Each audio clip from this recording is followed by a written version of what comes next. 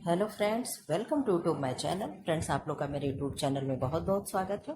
Friends, आज हम लोग ह्यूमन फिजियोलॉजी का कौन सा पार्ट लेकर के आए हैं। ये पार्ट है आप लोगों का ह्यूमन, ठीक है।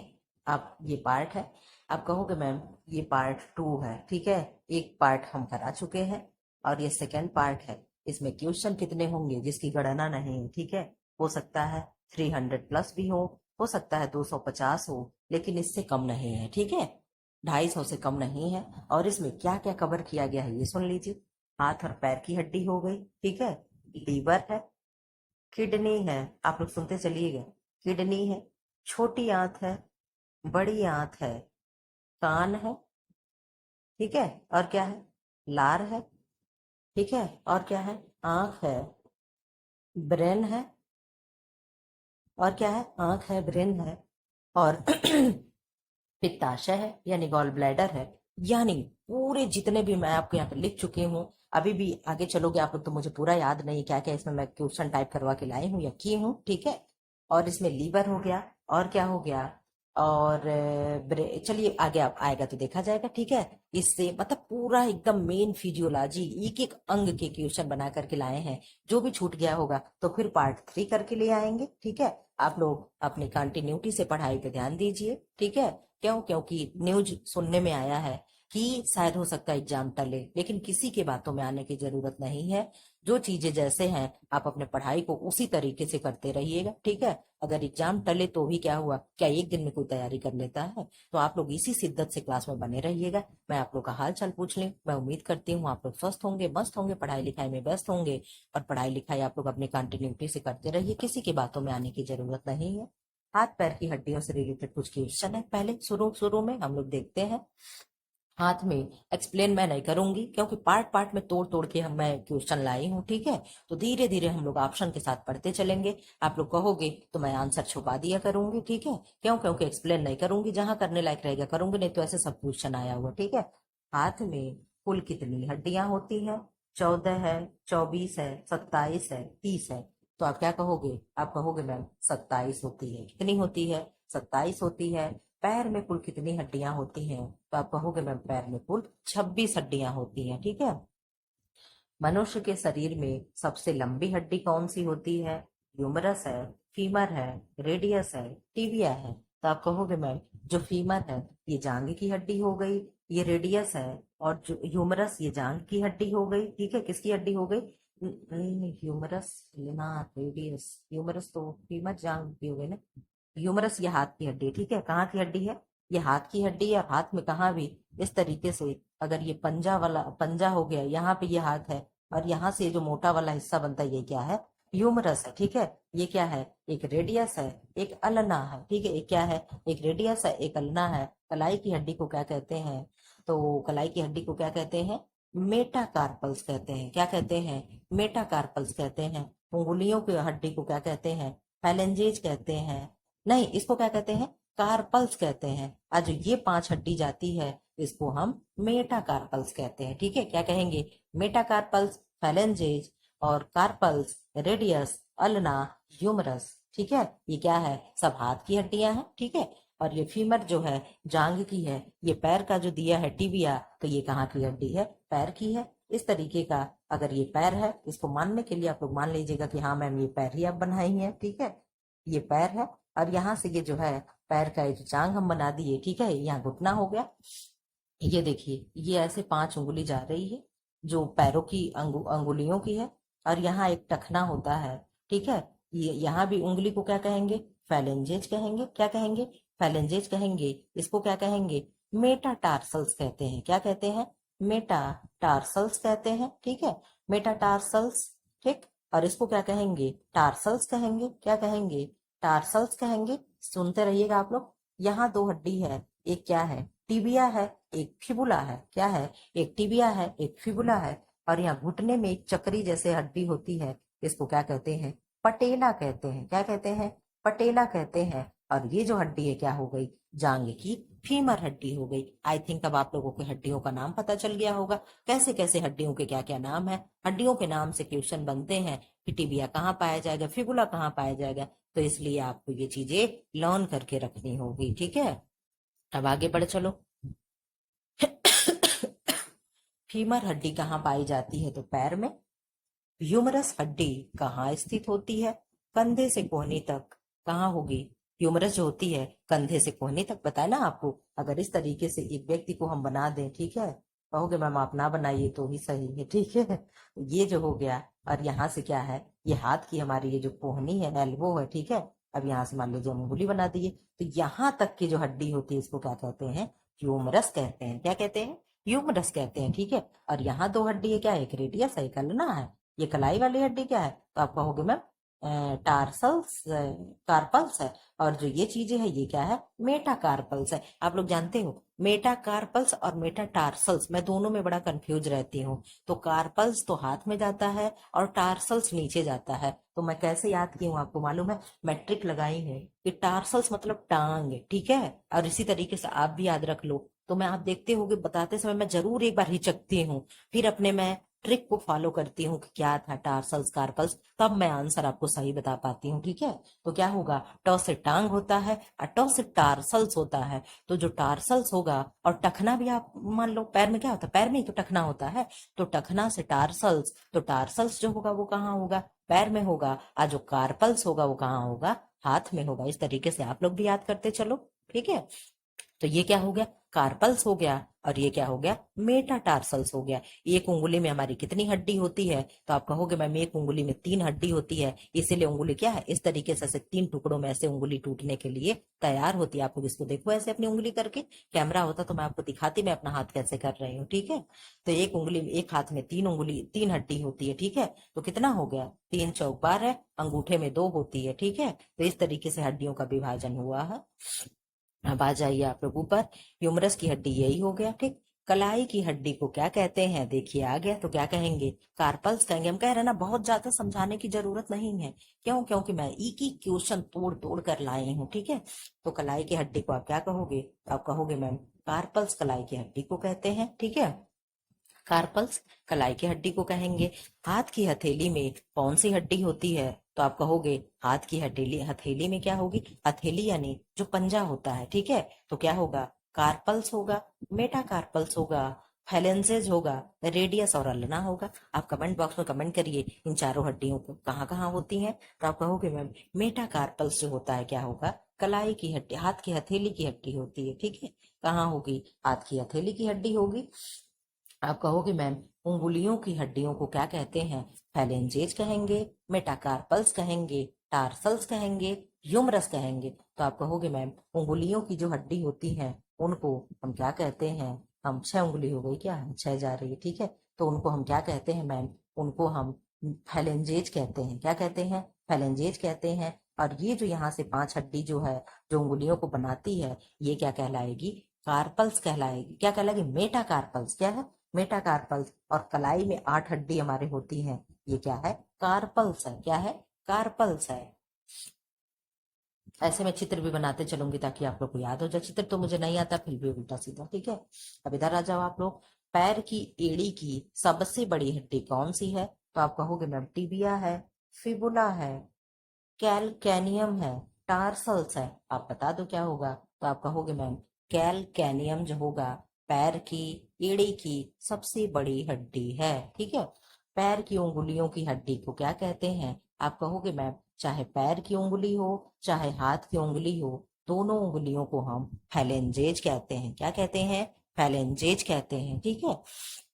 पैर में पाई जाने वाली टार्सल की हड्डियां कितनी होती हैं? अब पैर में देखो, पैर का यहाँ मैं पंजा बना रही हूँ, ठीक है, इस तरीके का। अगर ये पैर का मैं, अरे सॉरी भाई, ठीक है, जिसका पैर होगा माफ कर देना मुझे, ठीक है। ये पैर की हड्डी मैं बना दी, तो क्या कह रहा है? पैर में पाई जाने वाली टार्सल्स हड्डियों की। तो टार्सल्स कौन हो गया? आप कहोगे मैम टार्सल्स तो यहाँ पे है, और मेटा टार्सल्स ये है, ठीक है। ये जो उंगली खींच रहे क्या, ये मेटा टार्सल्स है, ये मेटाटार्सल्स है। और ये क्या है? टार्सल्स है, ठीक है। और यहाँ क्या है? एक टिबिया है एक फिबुला है, ठीक है। घुटने में क्या है, पटेला है, और इसके ऊपर जो जांग जाएगी उसमें क्या होगी, फीमर होगी। तो आप कहोगे मैम इसमें कितनी होती है, इसमें 7 होती है, ठीक है। इसीलिए पैर में एक हड्डी कम है हाथ के अपेक्षा। और आप कहोगे मैम अभी तो आप कहीं हैं, हाथ की ऐसे पंजा जब आप बनाई थी तो ये देखिए टूटा वाला पंजा हो गया, ठीक है। कुछ भी आप लोग देखते चलो। तो जो यहाँ कलाई आप बनाई थी, आपने कहा इसमें 8 हड्डी होता है, तो जी हाँ, हाथ के कलाई में हमारे 8 हड्डियां होती हैं, ठीक है। अभी आगे हम लोग चलेंगे, एक्सप्लेन करेंगे 8 होती है कि 6 होती है, शायद 8 ही होती है, मुझे अब पता नहीं क्यों कंफ्यूजन हो गया, कैसा तो नहीं कि 6 होता है। चलिए देखते हैं। पैर की मध्य भाग की हड्डियां क्या कहलाती हैं, तो आप कहोगे मैम पैर के जो मध्य भाग की हड्डियां हैं तो मेटाटार्सल्स कह रहा है, क्या है, मेटाटार्सल्स पाया जाता है। इधर आ जाओ आप लोग। पैर में पाई जाने वाली 2 लंबी हड्डियां कौन सी होती हैं, 2 लंबी हड्डियां यानी जहां से ये पंजा शुरू हो रहा है और पंजा के बाद ये जो पैर शुरू हो रहा है, यहाँ पूछ रहा है यहाँ पे 2 हड्डी कौन है, तो आप कहोगे मैम यहाँ रेडियस और अल्ना है, फीमर और ह्यूमरस है, टिबिया और टिबिया टिबिया और फिबुलस है, और यहाँ क्या है, फैलेंजेज और कार्पल्स है। तो आप कहोगे मैम यहाँ की जो हड्डी है ये टिबिया और फिबुला है, क्या है, टिबिया और फिबुला है। ये फीमर जांग की है, ह्यूमरस हाथ के शोल्डर्स की है, ठीक है, शोल्डर्स के नीचे की है। रेडियस और अल्ना मैम कहाँ की हड्डी है, तो रेडियस और अल्ना हाथ की हड्डी है, फेलेंजेज हमारी उंगलियों की हड्डी है, और कार्पल्स कहाँ की हड्डी है, आप बताइए कमेंट बॉक्स में, ठीक है। पूरे हड्डियों को मैं इसमें क्या है आपको रट एकदम रट्टा लगवा दूंगी, ठीक है।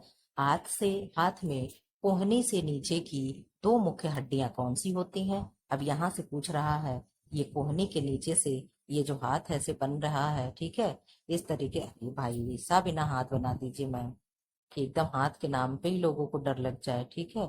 चलिए ठीक है, मैं थोड़ा सही से बना दे रही हूँ। तो ये पूछ रहा है, ये जो है ये तो कलाई हो गई, यहाँ की जो 2 हड्डी है, एक मोटी होती है एक पतली होती है, मैम इसके बारे में पूछ रहा है, ठीक है।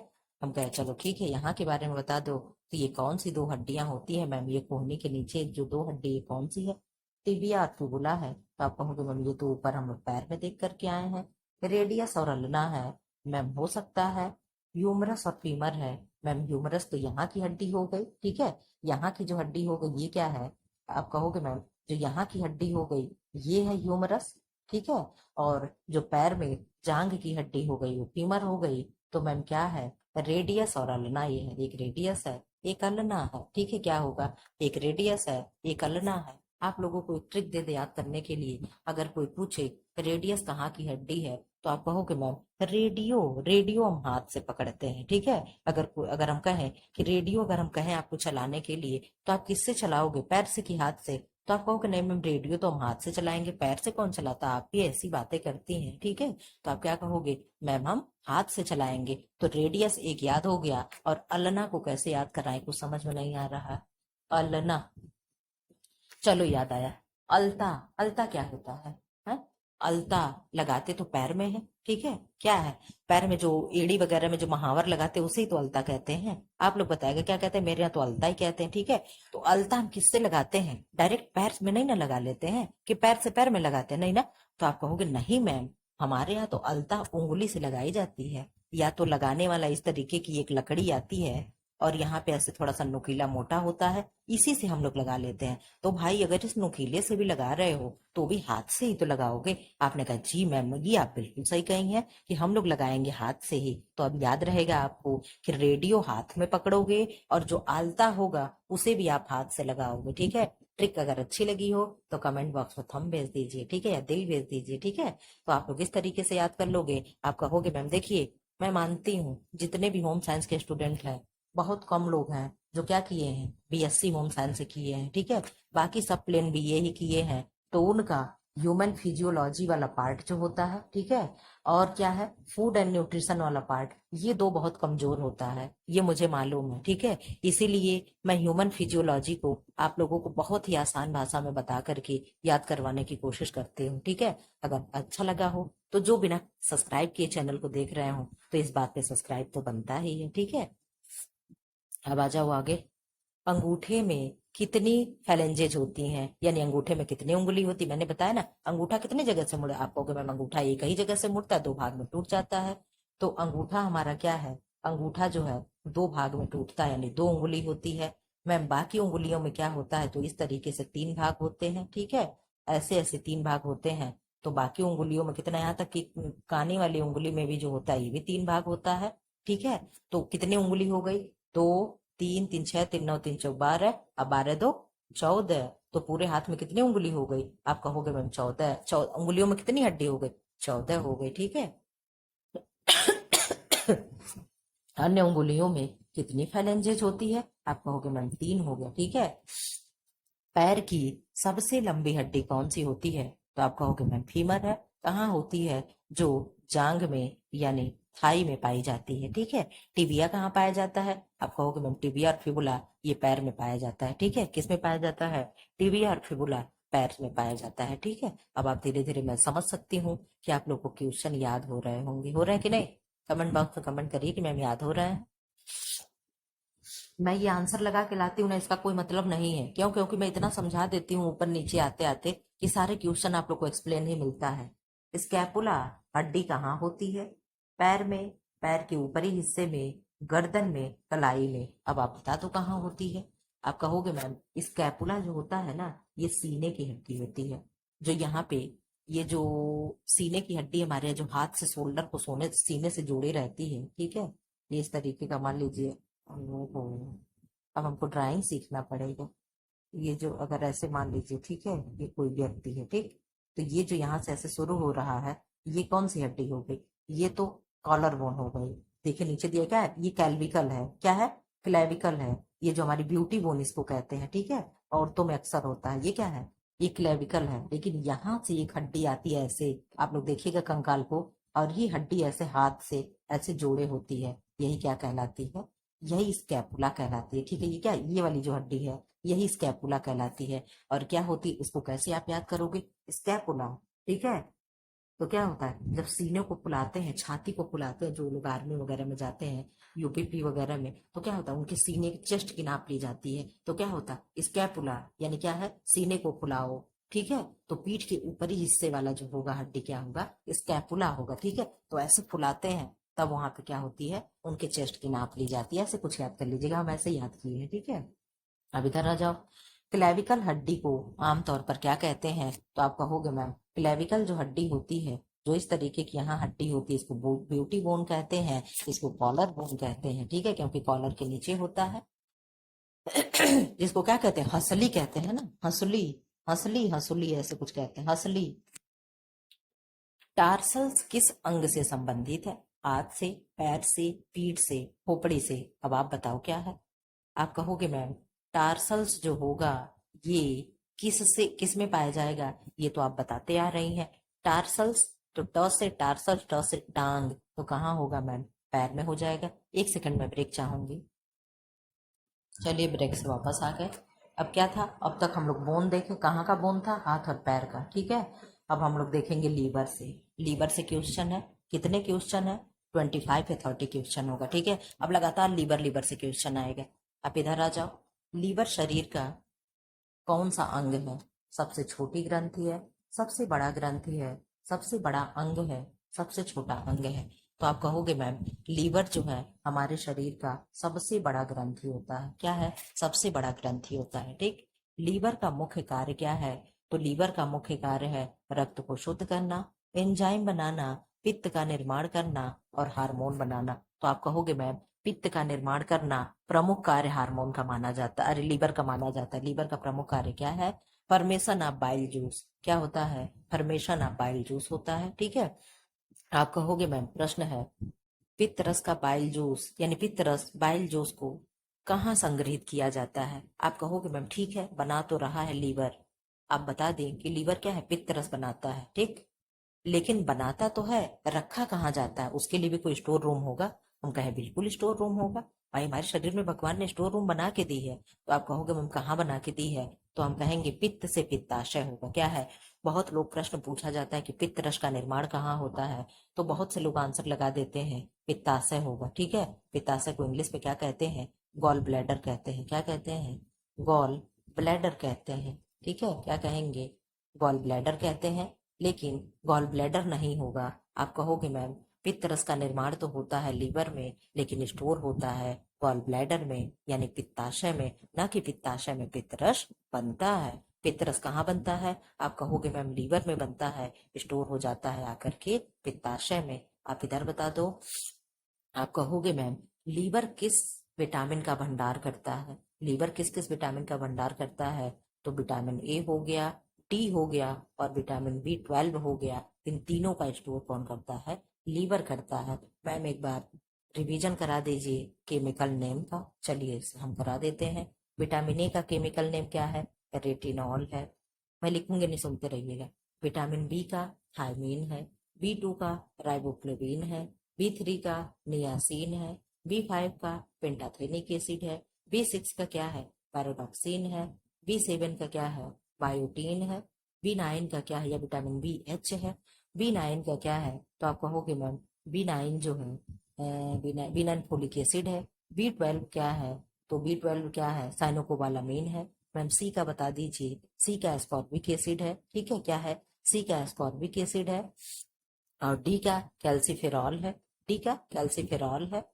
और क्या बच रहा है? ई का, ई का टोकोफेरॉल है। क्या है? ई का टोकोफेरॉल है। मैम एक बच रहा है के का फिलोक्विनोन है। ठीक है, इस तरीके से हमने विटामिन के नाम ना याद कर लिए, ठीक, रिवाइज कर लिए। चलिए अब इधर आ जाओ। आप लोग कहोगे मैम पित्त रस किसका पाचन करने में सहायक होता है?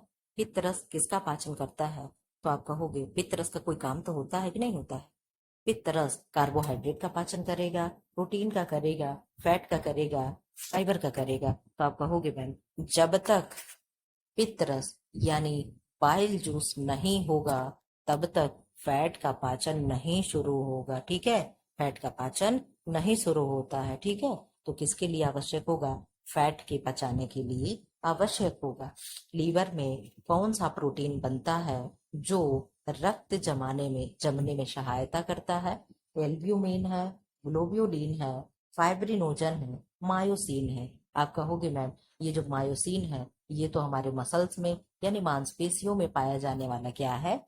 प्रोटीन है। ठीक है, और जो फाइब्रिनोजन है ये रक्त को जमाने में सहायक होता है। और ये हमारे लीवर में क्या होता है? लीवर में क्या होता है? बनता है। यानी फाइब्रिनोजन क्या कहाँ बनता है? हमारे लीवर में बनता है। ठीक है। लीवर किस प्रक्रिया द्वारा ग्लूकोज को ग्लाइकोजन में बदलता है? सॉरी, लीवर किस प्रक्रिया द्वारा ग्लूकोज को ग्लाइकोजन में बदलता है? आप कहोगे मैम ग्लाइकोलाइसिस, ग्लूकोनियोजेनेसिस, ग्लाइकोजेनेसिस और क्या है? लिपोलाइसिस। आप बता दो इसका आंसर क्या होगा? तो आप कहोगे मैम इसका आंसर तो हो जाएगा ग्लाइकोजेनेसिस। क्या होगा? ग्लाइकोजेनेसिस। लेकिन इन तीनों का मतलब भी बताते चलिए। ग्लाइकोलाइसिस जो दिया है ना, ग्लूकोज जब जमा हो गया लीवर में, ठीक, ये ग्लूकोज है किस फॉर्म में जमा हो गया? ग्लाइकोजन फॉर्म में। ठीक है, ग्लाइकोजन के फॉर्म में जमा हो गया। लेकिन जब ये ग्लाइकोजन पुनः जब ग्लूकोज बनता है तो इस प्रक्रिया को क्या कहते हैं मैम? तो इस प्रक्रिया को हम क्या कहते हैं? ग्लाइकोलाइसिस कहते हैं। क्या कहते हैं? ग्लाइकोलाइसिस कहते हैं। ठीक है, क्या कहेंगे? ग्लाइकोलाइसिस कहेंगे।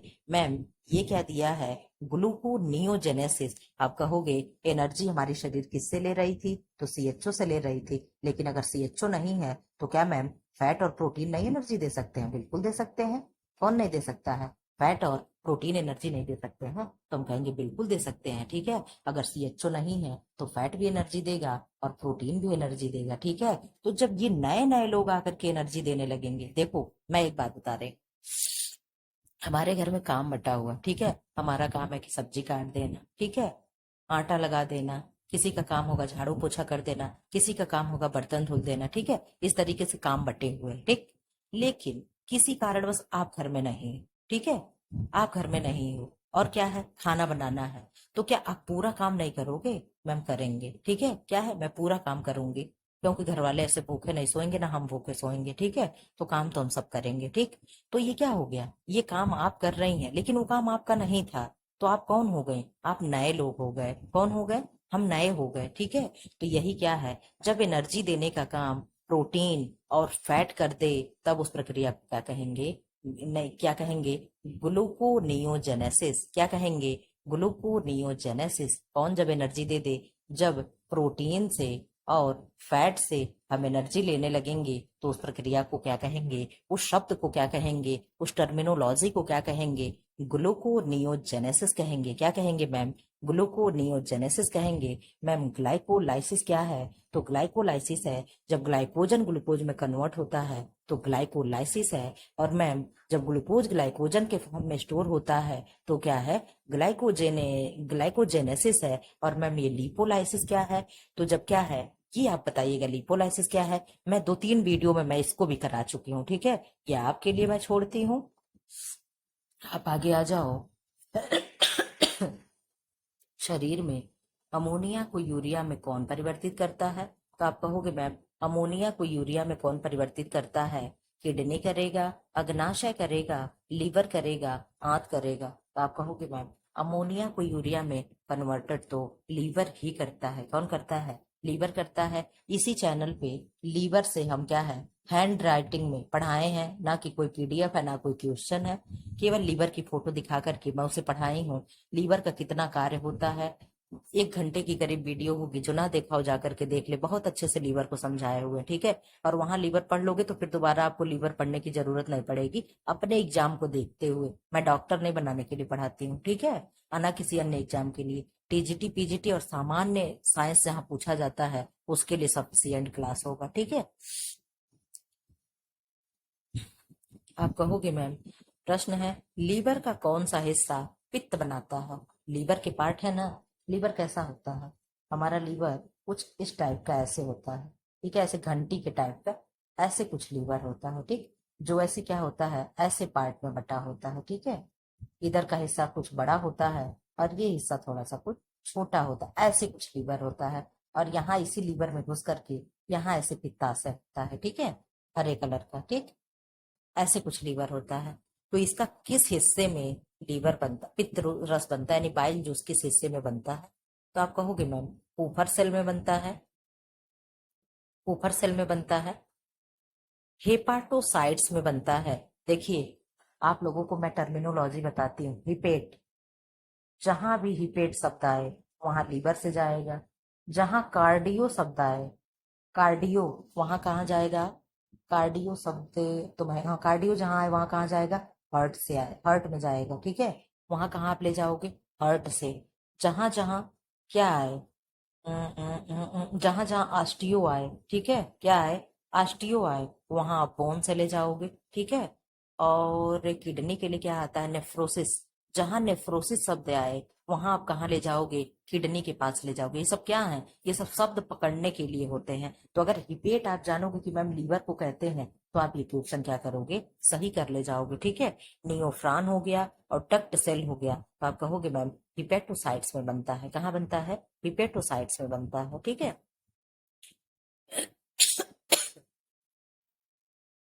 दोबारा माइक स्टार्ट किए थे, हाँ ठीक।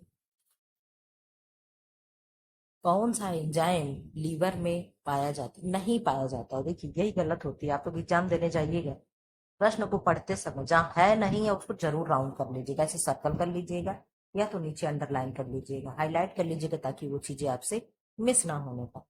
कौन सा एंजाइम लीवर में नहीं पाया जाता है, एटी, एएलटी है, एएसटी है, एमाइलेज है और एएलपी है। तो आप कहोगे मैम एमाइलेज नहीं पाया जाता, क्या नहीं पाया जाएगा, एमाइलेज नहीं पाया जाएगा।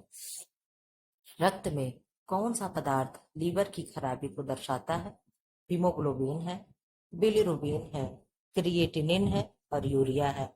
आप कहोगे मैम क्या चीजें हैं जो लीवर की खराबी को दिखाएगा, तो आप कहोगे ये जो बिलिरुबिन है ये लीवर की खराबी को दिखाता है, और ये जो क्रिएटिनिन है ये किडनी के खराबी को दिखाता है। किसके खराबी को दिखाएगा, किडनी के खराबी को दिखाता है, ठीक है।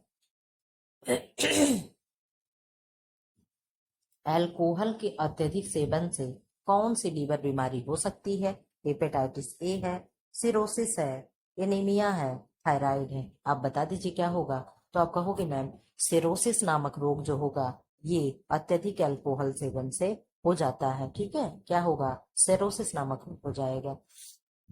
पित्त रस का पीएच स्तर कितना होता है, कितना होगा? पहले तो आप लोग एक बार पीएच के बारे में जानते चलो। जो मेरे पुराने स्टूडेंट होंगे उनको मैं कई बार पीएच के बारे में बता चुकी हूँ, लेकिन आजकल नए सब्सक्राइबर बढ़ रहे हैं तो उनके लिए एक बार मैं फिर से बता रही हूँ, ठीक है? इधर आ जाओ आप लोग। क्या है पीएच मान? इसका फुल फॉर्म क्या हो गया? Potential of hydrogen. क्या हुआ? Potential of hydrogen. इसकी खोज किसने की थी? तो सोरेनसन ने की थी। किसने की थी? सोरेनसन ने की थी, ठीक है। किसने की थी? सोरेनसन ने की थी। ये क्या होता है? ये एक स्केल, इस तरीके का एक स्केल जो 0 से शुरू होकर के कहाँ तक जाता है? 14 तक जाता है, ठीक है। 1 2 3 4 5 6 7, ठीक है। फिर यहाँ से 8 9 10 11 12 13 14, ठीक। 14 हो गया, ये 7 हो गया, ठीक है। ये क्या हो गया? 0 है। और यहाँ क्या हो गया? 14 है। तो आप कहोगे मैम ये क्या होगा? जो 7 से इधर है यानी 0 से 7 के अंदर तक क्या होगा? अम्लीय होगा। क्या होगा? इसका पीएच मान अम्लीय होगा, ठीक है। और इधर जो है 7 से 14 के बीच में जिसका पीएच मान होगा वो क्या होगा? क्षारीय होगा, बेस होगा, अल्कलाई होगा। इधर क्या होगा? अम्लीय होगा या एसिडिक नेचर का होगा, ठीक है। अब देखिए, जिसका भी पीएच मान 2.4, 3 पीएच, 4 पीएच, 5 पीएच, 6 पीएच, इस तरीके से जिनका पीएच होगा यानी 7 के अंदर जिनका पीएच होगा उसको आप तुरंत क्या बताओगे? मैम ये अम्लीय होगा, ठीक है। अगर हम आपसे पूछ दें आपके ब्लड का पीएच कितना होगा तो आप कहोगे मैम हमारे ब्लड का पीएच जो होगा 7.4 होता है। आपने बता दिया ना। आपने कहा मैम हमको इतना तो मालूम ही है कि हमारे ब्लड का पीएच कितना होगा, 7.4 होगा, ठीक है। तो 7.4 कहाँ जा रहा है? आप कहोगे मैम ये क्षारीय की तरफ जा रहा है। तो आप इसको क्या कहोगे? मैम ये हल्का क्षारीय है। क्या है? हल्का क्षारीय है, ठीक है। क्या होगा? हल्का क्षारीय होगा। आप इस तरीके से मुझे आंसर दोगे, ठीक है। तो ये चीजें क्या हो गई? क्षारीय हो गई। और इधर की चीजें क्या हो गई? अम्लीय हो गई, ठीक है। आप ऐसे चीजों को याद करोगे। ये होता है पीएच स्केल, ठीक है। अब आप लोग ये तो नहीं कहोगे मैम अम्लीय क्या है, क्षारीय क्या है। तो ये चीजें अब आपको याद। ये 7 जो है क्या है? 7 पीएच मान किसका होता है? आप कहोगे मैम पानी का पीएच मान 7 होता है। किसका? पानी का पीएच मान 7 होता है, इसीलिए पानी का कोई स्वाद नहीं होता है। जल का परिभाषा क्या है? कलरलेस होगा, टेस्टलेस होगा, स्मेललेस होगा, स्वादहीन होगा, गंधहीन होगा और रंगहीन होगा। क्या होगा? पारदर्शी होगा। पानी क्या है? पानी के आर पार हम देख सकते हैं। जल क्या होता है? ट्रांसपेरेंट होता है, ठीक है। इसका पीएच मान 7 होता है। मैम सूत्र क्या होता है? तो H2O होता है। क्या होता है? H2O होता है। हाइड्रोजन के 2 अणु होते हैं और ऑक्सीजन के 1 अणु, दोनों जब मिलते हैं तो क्या बनाते हैं? वाटर बनाते हैं, ठीक है। अब हम लोग क्वेश्चन आगे बढ़ जाते हैं। इसका आंसर तो बताया ही नहीं। पीएच, पित्त रस का पीएच कितना होगा? तो 7.6 से 8.6 होता है। अब आप बता दो क्या होगा? तो आप कहोगे मैम ये तो पीएच मान क्या हो गया? क्षारीय हो गया। और ये जो पीएच मान दोनों है क्या हो गया? अम्लीय हो गया। बाथरूम का पीएच मान यानी यूरिन का पीएच मान कितना होता है? तो 6 होता है। अगर कोई बच्चा सूसू कर दे तो आपको घिन आएगी, छी छी छी छी बहुत गंदा लड़का है, बिस्तर पे सूसू कर दिया। तो इस तरीके से आप छी छी से क्या करोगे? 6 याद कर लोगे, ठीक है। जो हमारे मुंह में सलाइवा होती है, जो लार होता है, ये भी क्या होता है? हल्का अम्लीय होता है। क्या होता है? हल्का अम्लीय होता है। बहुत खट्टा तो नहीं होता बट हल्का अम्लीय होता है, ठीक है। हाँ, मेरे गले में प्रॉब्लम हो रही है। डेली इधर 2-2 घंटे का मैराथन चल रहा है तो आप लोग समझ सकते हो मेरी स्थिति क्या होगी। लीवर शरीर में कौन सा विटामिन सक्रिय होता है? लीवर शरीर में कौन सा विटामिन सक्रिय करता है? ठीक है, हम भी कह क्या कौन सा विटामिन सक्रिय करेगा? विटामिन सी है, डी है, के है, विटामिन 6 है। तो आप कहोगे मैम कौन सा सक्रिय करेगा? विटामिन डी करता है। क्या करेगा? विटामिन डी सक्रिय करेगा, ठीक है। हेपेटाइटिस किस अंग की बीमारी कही जाती है? तो आप कहोगे ma'am hepatitis A B C जो भी होता है वो कहाँ होता है? लीवर में होता है, ठीक है। कहाँ होता है? लीवर में होता है, ठीक। शरीर में आयरन का भंडार लीवर में किस रूप में होता है? फेरिटीन के रूप में, हीमोग्लोबिन के रूप में, ट्रांसफेरिन के रूप में, माइलिन के रूप में। आप बता दो किस रूप में होगा? तो आप कहोगे मैम शरीर में आयरन का भंडार हमारे लीवर में फेरिटीन के रूप में होगा। किसके रूप में होगा? फेरिटीन के रूप में होगा। ठीक है, किस रूप में होगा? फेरिटीन रूप में होगा। लीवर में कौन सी कोशिकाएं मृत यानी आरबीसी को नष्ट करती हैं?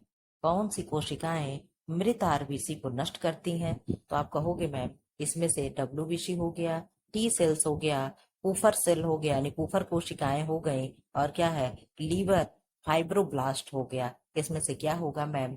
जो हमारे आरबीसी में, अरे हमारे लीवर में क्या होता है, मृत कोशिका यानी मृत आरबीसी को क्या करता है, नष्ट करता है। तो आप कहोगे क्या होगा? पुफर कोशिकाएं होती हैं। क्या होती हैं? पुफर कोशिकाएं होती है। ये पुफर कोशिकाएं जानते हो आप लोग? जैसे कोई व्यक्ति क्या हो, जहर खा करके मर गया हो, तो जब उसकी जांच होती है ना कि जहर खाया है कि नहीं खाया है, तो जो टेस्ट करने के लिए जाता है तो वहां पे उसके लीवर में यही पुफर सेल निकाल करके उसकी जांच होती है, तो पता चलता है कि जहर खा करके डेथ हुई है। ठीक है, लीवर किस प्रकार का अंग है? अंतःस्रावी है, बहिर्स्रावी है, मिश्रित ग्रंथि है, तंत्रिका अंग है। तो आप कहोगे मैम लीवर कैसा है? मिश्रित ग्रंथि दे रहा है। मिश्रित क्यों दे रहा है? आप लोग इसका यूट्यूब पे आंसर खोज करके नेट पे आप लोग बताइएगा, लेकिन ये क्वेश्चन गलत नहीं है, हम खोज करके लाए हैं। आप इसको बताइएगा कि कैसे मैम मिश्रित है। ठीक है, लीवर में अगर नहीं है तो कैसे नहीं है, ये भी मुझे बताना है। अगर नहीं है तो कैसे नहीं है, बट है। ठीक है, आप ये खोज करके लाइएगा। लीवर में कौन सा प्रमुख एंटीऑक्सीडेंट पाया जाता है? प्रमुख रूप से कौन सा एंटीऑक्सीडेंट पाया जाएगा? तो आप कहोगे मैम विटामिन ए है, ई है, ग्लूटाथायोन है, कैरोटीन है, फोलेट है। आप बता दीजिए क्या होगा? तो आप कहोगे मैम आंसर तो बी होगा, ग्लूटाथायोन होगा। ठीक है,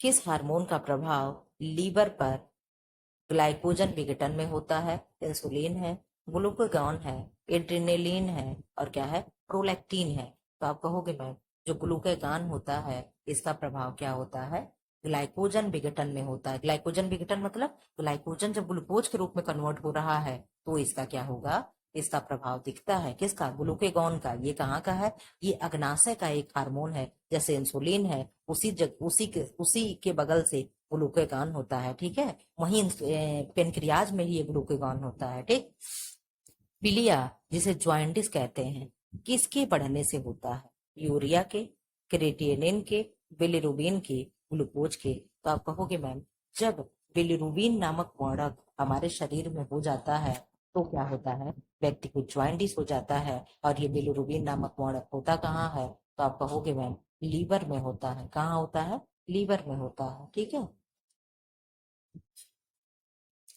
कौन सा पदार्थ लीवर द्वारा डिटॉक्सिफिकेशन में सहायक होता है? डिटॉक्सिफिकेशन मतलब समझ रहे हो, जहर को कम करने के लिए, जहर के प्रभाव को निष्क्रिय करने के लिए। ठीक है, कौन सा पदार्थ सहायक होता है? इनुलिन होता है, साइटोक्रोम P450 और ग्लाइकोजन यूरिक एसिड होता है। तो आप कहोगे मैम आंसर बी है, साइटोक्रोम P450 होता है। ठीक है, लीवर का वजन औसतन कितना होगा? तो आप कहोगे मैम ऐसे तो सीधे सीधे हम लोग 1.5 kg मान लेते हैं। ठीक है, कितना मान लेते हैं? 1.5 kg, लेकिन इसका आंसर कितना होगा?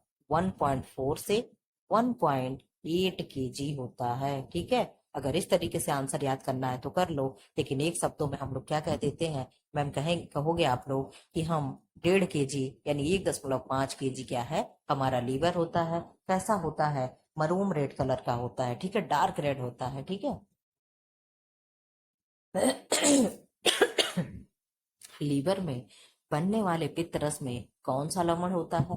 कैल्शियम क्लोराइड, सोडियम बाइकार्बोनेट, पित्त लवण यानी बाइल सॉल्ट, और फास्फेट होता है। तो आप कहोगे मैम लीवर में बनने वाला जो पित्त रस में कौन लवण होता है? तो आप कहोगे मैम बाइल लवण होता है यानी बाइल साल्ट होता है। ठीक है, लीवर शरीर के किस भाग में स्थिर होता है? तो आप कहोगे मैम लीवर जो होता है बाएं ऊपरी भाग में होता है, दाएं ऊपरी भाग में होता है, मध्य भाग में होता है, बाएं निचले भाग में होता है। तो आप कहोगे मैम क्या होगा? दाएं ऊपरी भाग में होगा। यानी अगर इस तरीके से हम व्यक्ति बना दें, आप कहोगे मैम आप तो व्यक्ति ना बनाया करिए तो ज्यादा सही रहेगा, लेकिन हम कहेंगे नहीं नहीं हम बना देते हैं। तो यहाँ कुछ ऐसे लीवर होता है, यहाँ हमारा हार्ट होता है, और ये हमारे क्या है, रिब्स होते हैं, और यही क्या होता है, फेफड़ा होता है। ठीक है, तो इधर फेफड़ा और हार्ट भरे होते हैं, इसलिए जगह ना होने की वजह से क्या होता है, राइट साइड में। याद करने का ट्रिक है, ऐसे नहीं बता रहे हैं। क्या कहोगे, बाएं साइड में मैम, तो हृदय हो गया, ठीक है, यानी मेरा दिल हो गया, किधर है, बाएं है। मेरा फेफड़ा किधर है मैम, फेफड़ा तो दोनों किनारे होते हैं, ठीक है, तो फेफड़ा हो गया, रिब्स हो गया इधर, तो ये सब भरे होते हैं मैम, इसीलिए लीवर को भगवान क्या कर दिए, दाहिने साइड में दे दिए। ठीक है, ऐसे आप याद रखिएगा। अब यहाँ से हम लोग क्या पढ़ेंगे, ब्लड के क्वेश्चन आ गया। अब आप लोग देखते रहो, मैं जो कहती हूँ मैं वो करती हूँ, ठीक है, और मैं जो नहीं करती कहती क्या है, मैं वो डेफिनेटली करती हूँ, डायलॉग है, ठीक है, लेकिन ऐसा कुछ नहीं है, हम जो कहते हैं वो लेकर के आते हैं। ठीक है, अब ये क्या है, ब्लड से आप क्वेश्चन देखोगे कितना, 20 या 25 क्वेश्चन ब्लड से होगा। ठीक है, ब्लड का शुरुआत ही क्या है, रक्त का पीएच मान कितना होता है, आप बता दो। आप कहोगे मैम ब्लड का पीएच मान 7.35 से 7.45 तक होता है। ठीक है, ये क्या है, हमारे ब्लड का पीएच मान है, लेकिन मैम इसमें तो ऑप्शन ही नहीं दिया है। लेकिन अगर ऐसे आपको पकड़ना हो तो ऑप्शन 7.4 होगा, क्यों है नहीं, 7 पॉइंट के 7 के बगल में है ना, यहाँ से 7.3, तो क्या होगा, 7.4 क्या होता है, हमारे ब्लड का पीएच मान होता है। ठीक है, रक्त का रंग लाल किसके कारण होता है, आप कहोगे मैम ग्लूकोज है, प्लाज्मा है, हीमोग्लोबिन है, ऑक्सीजन है, तो आप कहोगे मैम हीमोग्लोबिन के कारण जो होता है हमारे ब्लड का कलर क्या होता है, रेड होता है। रक्त में प्लाज्मा की मात्रा लगभग कितनी होगी, आप कहोगे मैम 55%, 45%, 65%, 35%, तो आप कहोगे नहीं मैम, प्लाज्मा का प्रतिशत कितना होता है, 55%। आप कहोगे मैम प्लाज्मा में जो वाटर होता है ना, 90 90% होता है वाटर। ठीक है, प्लाज्मा में क्या होता है, 90%, 90 से 92% तक जल पाया जाता है। रक्त का कौन सा घटक रोग प्रतिरोधक क्षमता देता है, आरबीसी है। आरबीसी का फुल फॉर्म क्या है मैम, रेड ब्लड कार्पसल्स है। डब्ल्यूबीसी का क्या होगा मैम, व्हाइट ब्लड कार्पसल्स है। प्लेटलेट्स तो प्लेटलेट्स होता है, और प्लाज्मा प्लाज्मा होता है। तो आप कहोगे मैम इन सब के बारे में भी कुछ बताते चलिए। आरबीसी का जीवन काल कितना होता है, तो 100 से 120 दिन का होता है। ठीक है, आप कहोगे मैम ऐसा लिखती हैं, ठीक है, क्या होता है, 100 से 120 दिन का होता है। मैम आरबीसी में केंद्रक पाया जाता है, तो हम कहेंगे नहीं, आरबीसी में केंद्रक नहीं पाया जाता है। डब्ल्यूबीसी में केंद्रक पाया जाता है, और प्लेटलेट्स में भी केंद्रक पाया जाता है, लेकिन क्या है, आरबीसी में केंद्रक नहीं पाया जाता है। मैम कुछ अपवाद भी तो है, तो लामा और ऊंट जो होते हैं ये क्या है, अपवाद है, इनकी आरबीसी में क्या है, केंद्रक पाया जाता है। ठीक है, मैम और कुछ बताते चलिए। डब्ल्यूबीसी की संख्या कितनी होती है मैम, तो 6000 से लेकर के 10,000 तक डब्ल्यूबीसी की संख्या होती है। इनका जीवन काल कितना होता है मैम, 6 से लेकर के 10 दिन इनका जीवन काल होता है, या 3 से लेकर के 10 दिन इनका जीवन काल होता है। ठीक है, डब्ल्यूबीसी क्या करता है, हमारे शरीर में रोग प्रतिरोधक क्षमता बढ़ाता है, इसका आंसर बी हो जाएगा। आरबीसी में हमारे शरीर में क्या करता है, तो आरबीसी ट्रांसपोर्टेशन का कार्य करता है। ट्रांसपोर्टेशन क्या होता है मैम, ट्रांसपोर्टेशन का मतलब ये हो गया कि सामान को ले आना ले जाना। मैम क्या ब्लड हमारे यहाँ गधा है क्या कि सामान ढो रहा है, एक ऐसे ही कुछ समझ लीजिए। तो ब्लड क्या है, ब्लड ऑक्सीजन को हमारे शरीर तक पहुंचाता है, और हमारे शरीर से वापस क्या करता है, कार्बन डाइऑक्साइड को लाता है और हार्ट को देता है। और हार्ट कहाँ ले जाता है, फेफड़े के पास ले जाता है। क्या करने के लिए मैम, फेफड़े के पास ले जाएगा,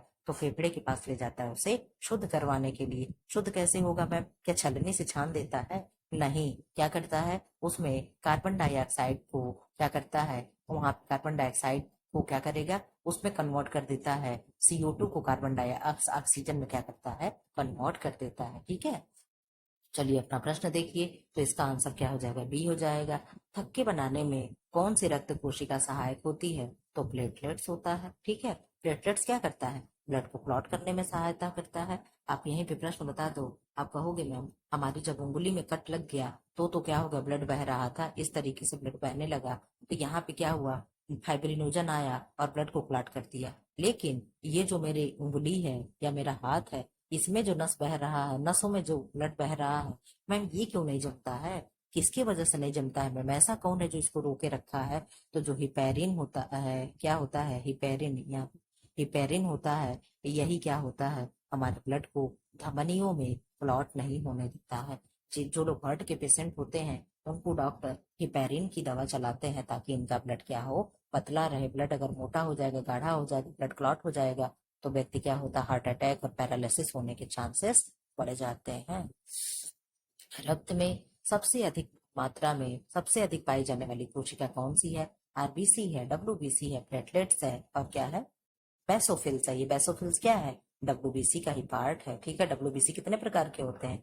3 प्रकार के होते हैं। ठीक है, उसमें से ये प्रकार है, तो आप कहोगे मैम आरबीसी होता है, आरबीसी अधिक होता है। ठीक है, डब्ल्यूबीसी संख्या में कम होता है लेकिन उसका आकार बड़ा होता है। आरबीसी संख्या में अधिक होता है, उसका आकार छोटा होता है। आरबीसी कैसा होता है मैम? तस्तरी नुमा होता है। आरबीसी का आकार कैसा होता है? तस्तरी नुमा होता है। और डब्ल्यूबीसी का आकार कैसा होता है? और नियमित होता है, कोई आकार उसका नहीं होता है। ठीक है, कभी त्रिभुजाकार हो जाएगा, कभी गोल हो जाएगा, कभी अंडाकार हो जाएगा, कुछ भी हो जाएगा। ठीक है, तो डब्ल्यूबीसी का कोई आकार नहीं है, कोई निश्चित आकार नहीं है। आरबीसी का आकार होता है, कैसा होता है? तस्तरी नुमा होता है। आरबीसी संख्या में ज्यादा होती है बट छोटी होती है। ठीक है, और डब्ल्यूबीसी संख्या में कम होता है लेकिन उसका आकार बड़ा होता है। इस तरीके से आपको भी सब प्लान होना चाहिए। फटाफट प्लान करते चले। हीमोग्लोबिन का मुख्य कार्य क्या है? ऑक्सीजन का परिवहन करना। आप लोगों को कितनी बार बता चुके हैं, ह्यूमिनिटी बढ़ाना डब्ल्यूबीसी का कार्य है। ठीक है, एक वयस्क पुरुष में हीमोग्लोबिन का सामान्य स्तर कितना है? कैसे आप जानोगे कि सामान्य स्तर कितना है? तो आप कहोगे मैम 13 से 17 होता है। क्या होता है? ग्राम प्रति डीएल। ठीक है, इतना अगर ब्लड है तो सामान्य उसको माना जाएगा। ठीक है, रक्त समूह की खोज किसने की थी? तो आप कहोगे मैम विलियम हार्वे ने की थी, लैंडस्टीनर ने की थी, फ्लेमिंग ने की थी, आइंस्टीन ने की थी। तो आप कहोगे मैम कौन किया था? लैंडस्टीनर ने क्या किया था? रक्त समूह की खोज की थी। ठीक है, आप बताते चलो मैम, रक्त समूह कितने प्रकार के खोजे थे उन्होंने? 4 प्रकार के। कौन कौन? ए बी, और क्या है? बी और ओ। ठीक है, ये क्या है? रक्त समूह। ठीक है, एक तो चलिए अब क्वेश्चन होगा, मैं एक्सप्लेन नहीं करूंगी। ठीक है, वो रक्त समूह की विशेषता क्या है? यूनिवर्सल डोनर होता है, यूनिवर्सल रिसेप्टर होता है, और क्या होगा? ए बी एंटीबॉडी होता है, ओनली ए एंटीजन होता है। आप बता दो क्या होगा? आप कहोगे मैम ओ की विशेषता है, और ओ में भी ओ निगेटिव की विशेषता ये है कि ये यूनिवर्सल डोनर होता है, ये सबको ब्लड दे देता है, ये महादानी होते हैं। ठीक है, ये किसी से लेते नहीं है, सिर्फ किससे लेंगे मैम? ओ वाले से ही लेते हैं, लेकिन देते सबको है। तुम भी ले लो, तुम भी ले लो, तुम भी ले लो। ठीक है, लेकिन देते कौन है मैम जो सबसे ले लेता है? आप कहोगे मैम जो ए बी ब्लड ग्रुप होता है, ये बहुत ही एक नंबर का सेल्फिश होता है। ये सबसे क्या करता है? ले लेता है, उनसे मांगता है तुम भी दे दो हमें, तुम भी दे दो हमें, सबका लेकर के रख लेता है, लेकिन देता किसी को नहीं है। ठीक है, इधर आ जाओ। आप कहोगे मैम ए बी रक्त समूह की विशेषता क्या है? तो ए बी रक्त समूह की विशेषता है कि ये यूनिवर्सल क्या होता है? रिसेप्टेंट होता है। क्या होता है? रिसेप्टेंट होता है। अब इधर आ जाओ, आर एच कारक कहाँ पाया जाता है? तो आप कहोगे मैम आर एच फैक्टर क्या होता है? आरबीसी में ही होता है। ठीक है, रक्त का कौन सा घटक जल का सबसे बड़ा स्रोत होता है? तो आप कहोगे मैम प्लाज्मा जो होता है, अभी तो आप बताई हैं कि 90 या 92% जल होता है। ठीक है, कि 90 या 92% क्या होता है? जल होता है। डब्ल्यूबीसी का जीवन काल कितना होता है मैम? तो डब्ल्यूबीसी का जीवन काल कुछ घंटे से कुछ दिन तक होता है, या निर्धारित नहीं किया। ऐसे भी आप सुना सकता है, आप लोग ऐसे भी समय के लिए तैयार रहिएगा। ठीक है, लेकिन मिनिमम क्या होता है? 8 से 10 या 3 से 8 या ऐसे 10 तक, 10 दिन तक तो ये मान के चलिएगा होता है। ठीक है, शरीर में सबसे अधिक पाई जाने वाली डब्ल्यूबीसी कौन सी है? लिम्फोसाइट्स है, मोनोसाइट्स है, न्यूट्रोफिल्स है, इयोसिनोफिल है। ये क्या है? सब डब्ल्यूबीसी के प्रकार है, टाइप ऑफ डब्ल्यूबीसी है। ठीक है, तो आप कहोगे मैम जो न्यूट्रोफिल्स होता है, न्यूट्रोफिल होता है, ये क्या है? सबसे अधिक मात्रा में पाई जाती है। एक दिन आप लोगों को मैं डब्ल्यूबीसी अलग से करा दूंगी, बहुत अच्छे से पढ़ा दूंगी। रक्त प्लाज्मा का रंग कैसा होता है? तो आप कहोगे मैम येलो होता है। कैसा होगा? पीला होता है। ठीक है, एनीमिया किसकी कमी से होने वाला रोग है? तो आप कहोगे मैम एनीमिया जो होगा हीमोग्लोबिन की कमी से होता है, बी ट्वेल्व की कमी से होता है, B6 की कमी, B9 की कमी से होता है, और विटामिन सी की कमी से भी एनीमिया होता है। एनीमिया होने के कोई एक कारण नहीं है मैम, एनीमिया होने के बहुतेरों कारण होते हैं। ठीक है, कितने मिनट हुए आपके क्लास को? 49 मिनट हुआ है। कितने पेज पे हम लोग आए हैं? 27 पेज पे आए हैं। और कितना पेज है? 140 पेज है। ठीक है, कितना है? 140 पेज है। अब आप लोग सोच लो क्लास कहाँ तक जाएगा, कितना लंबा जाएगा। थैलेसीमिया किस प्रकार की बीमारी है? मानसिक बीमारी है, रक्तजन्य बीमारी है, संक्रामक बीमारी है, पोषणजन्य बीमारी है? तो आप कहोगे मैम जो थैलेसीमिया होगा ये रक्तजन्य बीमारी है। कैसी होगी? रक्तजन्य बीमारी होगी। ठीक है। प्लेटलेट्स का जीवन काल कितना होता है? तो आप कहोगे मैम प्लेटलेट्स का जीवन काल 10 से 12 दिन का होता है। कितना होगा? देखिए डब्ल्यूबीसी का क्या कहा है, कुछ घंटे या कुछ दिन हो सकते हैं। आरबीसी का क्या है, 100 से 120 दिन है। अब प्लेटलेट्स का क्या है, 10 से 12 दिन। ठीक है। रक्त का निर्माण शरीर में कहाँ होता है? तो आप कहोगे मैम बोन मैरो में होता है। बोन मैरो यानी अस्थि मज्जा में होता है। ठीक है। और मैम जो भ्रूण होता है यानी बोर्न होता है उसके में कहाँ होता है? तो उसके में लीवर में होता है। कहाँ होता है? लीवर में होता है। ठीक है। रक्त में कौन सा प्रोटीन थक्का बनने में सहायक है? एल्ब्यूमिन है, फाइब्रिनोजन है, ग्लोब्यूलिन है, इंसुलिन है? तो आप कहोगे मैम फाइब्रिनोजन है। ये क्वेश्चन अब तक इतनी बार में अब रिपीट हुआ है। ठीक है। इधर आ जाओ, आप कहोगे मैम रक्त में ग्लूकोज का सामान्य स्तर खाली पेट कितना होता है? यानी होता है ना, पोस्ट ब्रेंडियल होता है और प्री ब्रेंडियल होता है। ठीक है। यानी खाने के पहले शुगर का टेस्ट होता है और खाने के पूरा 1-2 घंटे बाद टेस्ट होता है। तो उसमें जब खाली पेट वाला टेस्ट कराया जाता है तो सामान्य कितना होगा? तो आप कहोगे मैम 70 से 100 वाला जो होता है वो क्या है? सामान्य माना जाता है। ठीक है। कितना माना जाएगा? 70 से 100 सामान्य माना जाता है। ठीक है। रक्त का कौन सा घटक रोगों से रक्षा करता है? तो आप कहोगे मैम डब्ल्यूबीसी जो है यही क्या करता है, हमारे शरीर को रोगों से रक्षा करता है। हीमोग्लोबिन तो ट्रांसपोर्टेशन यानी परिवहन का कार्य करता है। प्लेटलेट्स ब्लड को क्लॉट करने में हेल्प करता है। आरबीसी क्या करता है? आप आरबीसी और हीमोग्लोबिन सब एक ही तो हो गया। आरबीसी में अब इसके बाद देखिए हार्ट से क्वेश्चन दिखने लगा है। रक्त में प्लाज्मा प्रोटीन का प्रमुख कार्य क्या है? ऊर्जा देना, थक्का बनाना, जल का संतुलन बनाए रखना, ऑक्सीजन ले जाना? तो आप कहोगे मैम जल का संतुलन बनाए रखना क्या है? इसका आंसर होगा किस अंग के द्वारा रक्त शुद्ध किया जाता है? तो किडनी के द्वारा क्या है, रक्त को शुद्ध किया जाता है। अब यहाँ से क्वेश्चन आपका शुरू होता है हार्ट का। ठीक है।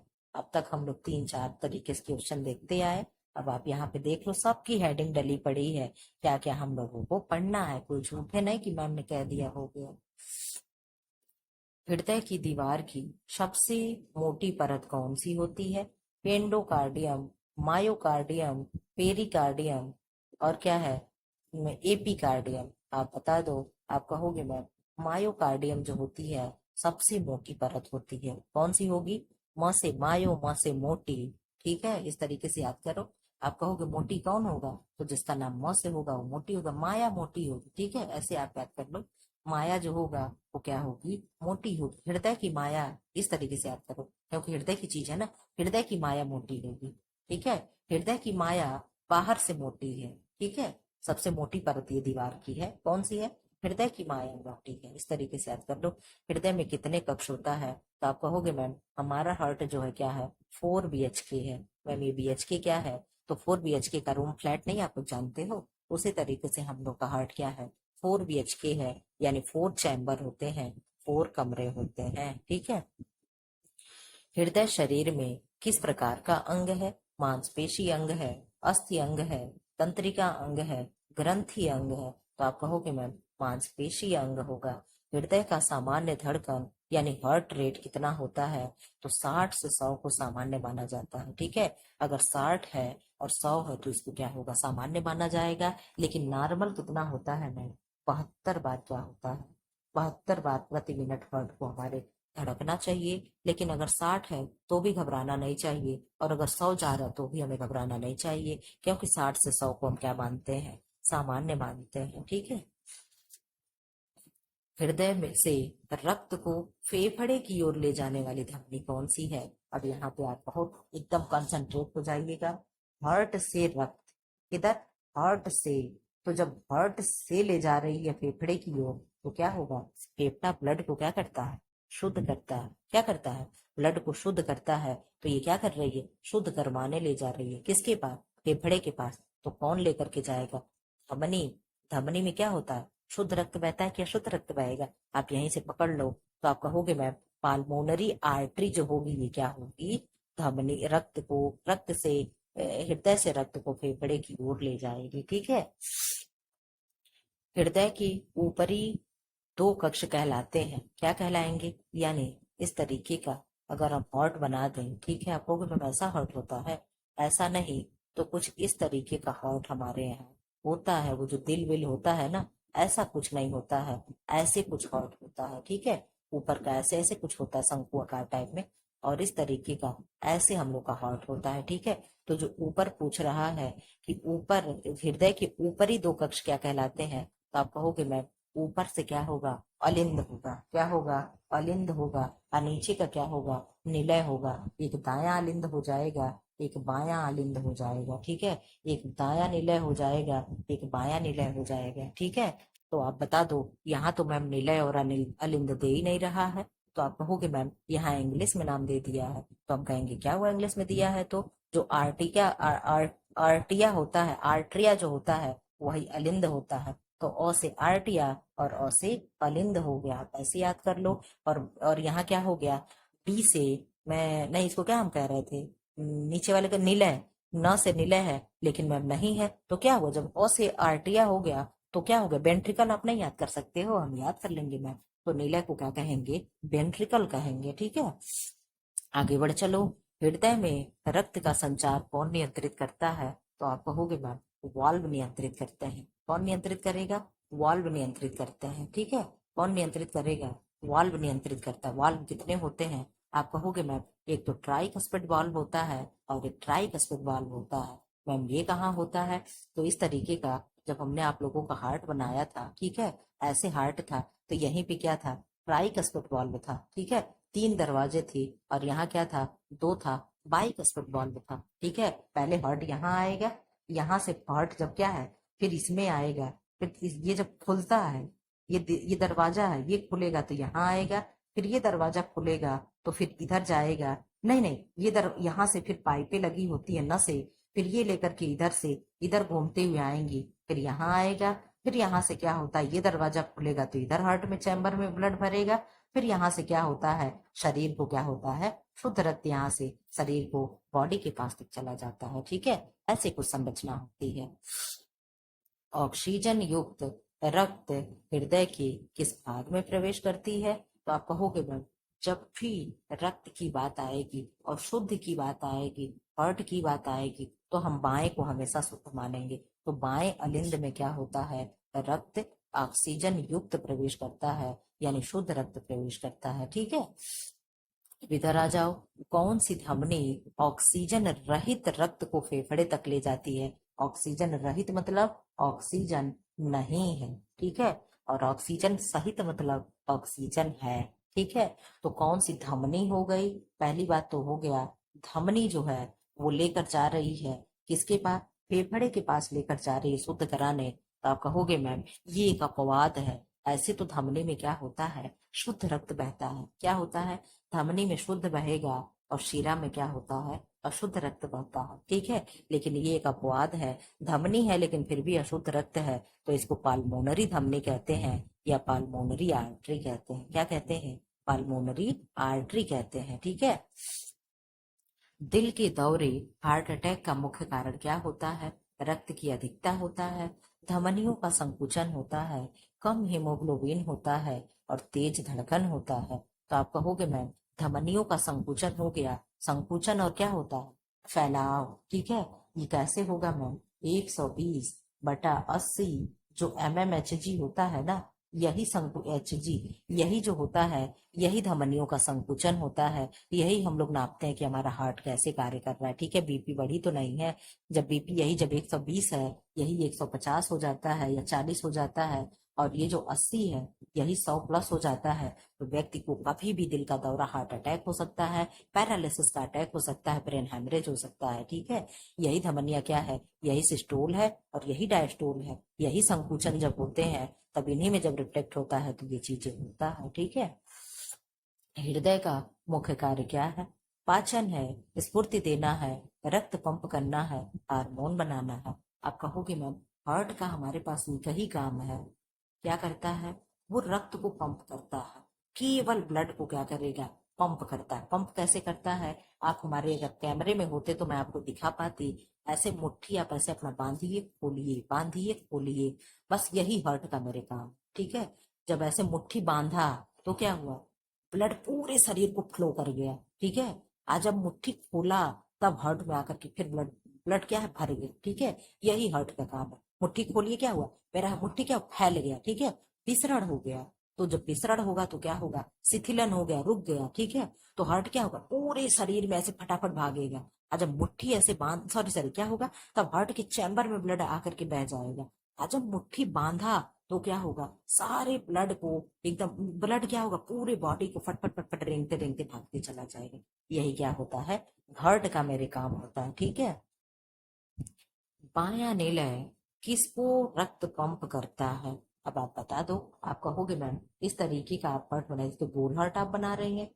गोल नहीं, कुछ ऐसे नारियल के शेप का हार्ट होता है। देखिए नीचे पतला होता है, ठीक है, ऐसे नीचे पतला होता है, ऊपर मोटा होता है, ठीक है। तो ये पूछ रहा है कि मैम जो बायां निलय होगा, निलय नीचे होगा, यही है। तो मैम बायां जो निलय है यह किसको पंप करता है? तो आप कहोगे बायां जो निलय होगा पूरे शरीर को रक्त पंप करेगा। हमने कहा ना, यहाँ से फिर पूरी बॉडी को क्या होता है? घूम घूम कर क्या होता है? ब्लड ले जाने, थोड़ा तुम ले लो, थोड़ा तुम ले लो, हाथ ले लो, पैर ले लो, आंख ले लो, सिर ले लो, ठीक है। ऐसे क्या होता है? ये ब्लड को पूरा शरीर को जाता है, ठीक है। अब इधर आ जाओ आप। हृदय का आकार कैसा होगा? तो आप कहोगे मैम मुट्ठी के आकार जैसा होगा, ठीक है। ना गोल होगा, ना त्रिकोण होगा, ना त्रिभुजाकार होगा। कैसे होगा? मुट्ठी के आकार का हमारा हार्ट होता है, ठीक है। मुट्ठी के आकार का होता है। हृदय को घेरे हुए झिल्ली को क्या कहते हैं? Endocardium, myocardium, pericardium, cartilage. तो आप कहोगे मैम पेरिकार्डियम जो होता है हमारे हार्ट को क्या होता है? एक झिल्ली होती है जो क्या होती है? घेरे होती है, ठीक है। ईसीजी द्वारा किसे मापा जाता है? तो आप कहोगे मैम रक्तचाप को, श्वसन दर को, सॉरी श्वसन दर को, हृदय की विद्युत गतिविधि को, शरीर के तापमान को। आप कहोगे मैम पहली बात तो ईसीजी का फुल फॉर्म बता दीजिए। इलेक्ट्रोकार्डियोग्राफ, ठीक है। इलेक्ट्रोकार्डियोग्राफ इससे क्या मापते हैं? हृदय की विद्युत गति को। ईसीजी आप लोग देखे होंगे इस तरीके का, एक ऐसे मशीन वगैरह लगा होता है, ऐसे चार्ट मिलता है, ऐसे क्या होता है? इस तरीके के, ठीक है। ऐसे कभी ऐसे ऐसे चार्ट जाता है, ठीक है। यही क्या है? यही विद्युत कभी ऊपर जाएगा, कभी ऐसे बराबर, कभी ऐसे। आप लोग ऐसे टीवी वगैरह में देखे होंगे, हम सही से बना नहीं पा रहे हैं, ठीक है। यही क्या है? यही ईसीजी है, ठीक है। अओर्टा क्या है? यहाँ आर्टा हिंदी में गलत लिखा है, क्या है? अओर्टा क्या है? नस है, शरीर की सबसे बड़ी धमनी है, मांसपेशी है, हार्मोन है। आप कहोगे मैम अओर्टा जो है यही क्या है? महाधमनी है, क्या है? महाधमनी है, ठीक है। हृदय में सबसे मोटी दीवार किस कक्ष की होती है? दायां अलिंद की, बायां अलिंद की, दायां निलय की, बायां निलय की। आप कहोगे मैम सबसे शुद्ध चीज बायां निलय लेकर के चलता है, और इस पे प्रेशर बहुत ज्यादा पड़ता है। यहाँ से जब प्रेशर ब्लड करता है तो हर्ट करता है तो पूरी बॉडी को जाता है, तो इसे बहुत मेहनत की जरूरत पड़ती है। इसलिए इसकी दीवार क्या है? सबसे मोटी भगवान ने बना करके भेजी है, ठीक है। कौन सा हार्मोन दिल की गति को बढ़ाता है? आप कहोगे मैम इंसुलिन है। इंसुलिन तो शुगर को कंट्रोल करता है। एड्रेनलिन है, कार्टिसोन है, ऑक्सीटोसिन है, सॉरी हमें कुछ अलग ही दिख रहा है। ऑक्सीटो जब 1 घंटा हो जाता है ना वीडियो शूट करते हुए, तब आंखें अलग अलग चीजें देखने लगती हैं। क्यों? क्योंकि 1 घंटा हो जाने के बाद रेस्ट मांगती है, रेस्ट तो मिलता नहीं है। लगातार 2-2 घंटे आजकल चल रहा है मैराथन। ऑक्सीटोसिन है, थायरॉक्सिन है। तो आप कहोगे मैम जो ऑक्सीटोसिन है इसको क्या क्या कहते हैं? इसको क्या कहेंगे? लव हार्मोन कहते हैं, बर्थ हार्मोन कहते हैं, मिल्क हार्मोन कहते हैं, ठीक है। इसको इन सारे नाम से जानते हैं। एड्रेनलिन जो होता है यही दिल की गति को क्या करता है? कंट्रोल करता है। एड्रेनलिन क्या है? इसी को लड़ो और बड़ो उड़ो हार्मोन कहते हैं, फियर एंड फाइट कहते हैं, डरो और भागो न जाने क्या क्या तमाम चीजों को कहते हैं। अब यहाँ हार्ट का क्वेश्चन खत्म हो रहा है, हम लोग आ गए किडनी पे। स्टेप बाय स्टेप पूरा ओवरऑल आपके शरीर को आज मैं पढ़ाने वाली हूँ। टेंशन फ्री होकर बैठे रहो। आप लोग तो चाहो तो कई पार्ट में देख सकते हो। अब मैं पढ़ाने में इतनी बिजी हूँ कि 1 घंटा 4 मिनट वीडियो हो गया, लेकिन मैंने आप लोगों को ना शेयर करने के लिए कहा, ना सब्सक्राइब करने के लिए कहा, ना लाइक करने के लिए कहा। तो क्या आपका ये दायित्व तो नहीं बनता है कि आप, मैं थोड़ा कर रहे हूँ, एक कदम मैं चल रही हूँ, एक कदम आप चलो। तो आपकी ये जिम्मेदारी बनती है कि वीडियो को क्या कर दें, लाइक कर दें। ठीक है, लाइक करें, क्लास को शेयर कर दें, सब्सक्राइब ना किए हो तो क्लास को सब्सक्राइब कर दें। इतनी मेहनत देखने के बाद आप लोगों को बिना कहे वीडियो को लाइक और सब्सक्राइब तो करके ही जाना चाहिए। बहुत से लोग मेरे चैनल पे आज भी हैं, अगर मैं वीडियो अपलोड करती हूँ तो जो सब्सक्राइब किए हैं वो बाद में देखते हैं। 100% में से 35 से 40% लोग बिना सब्सक्राइब के देखते हैं। ठीक है, तो क्या आप लोग इस लायक नहीं मुझे समझते हैं कि क्या एक सब्सक्राइब किया जाए?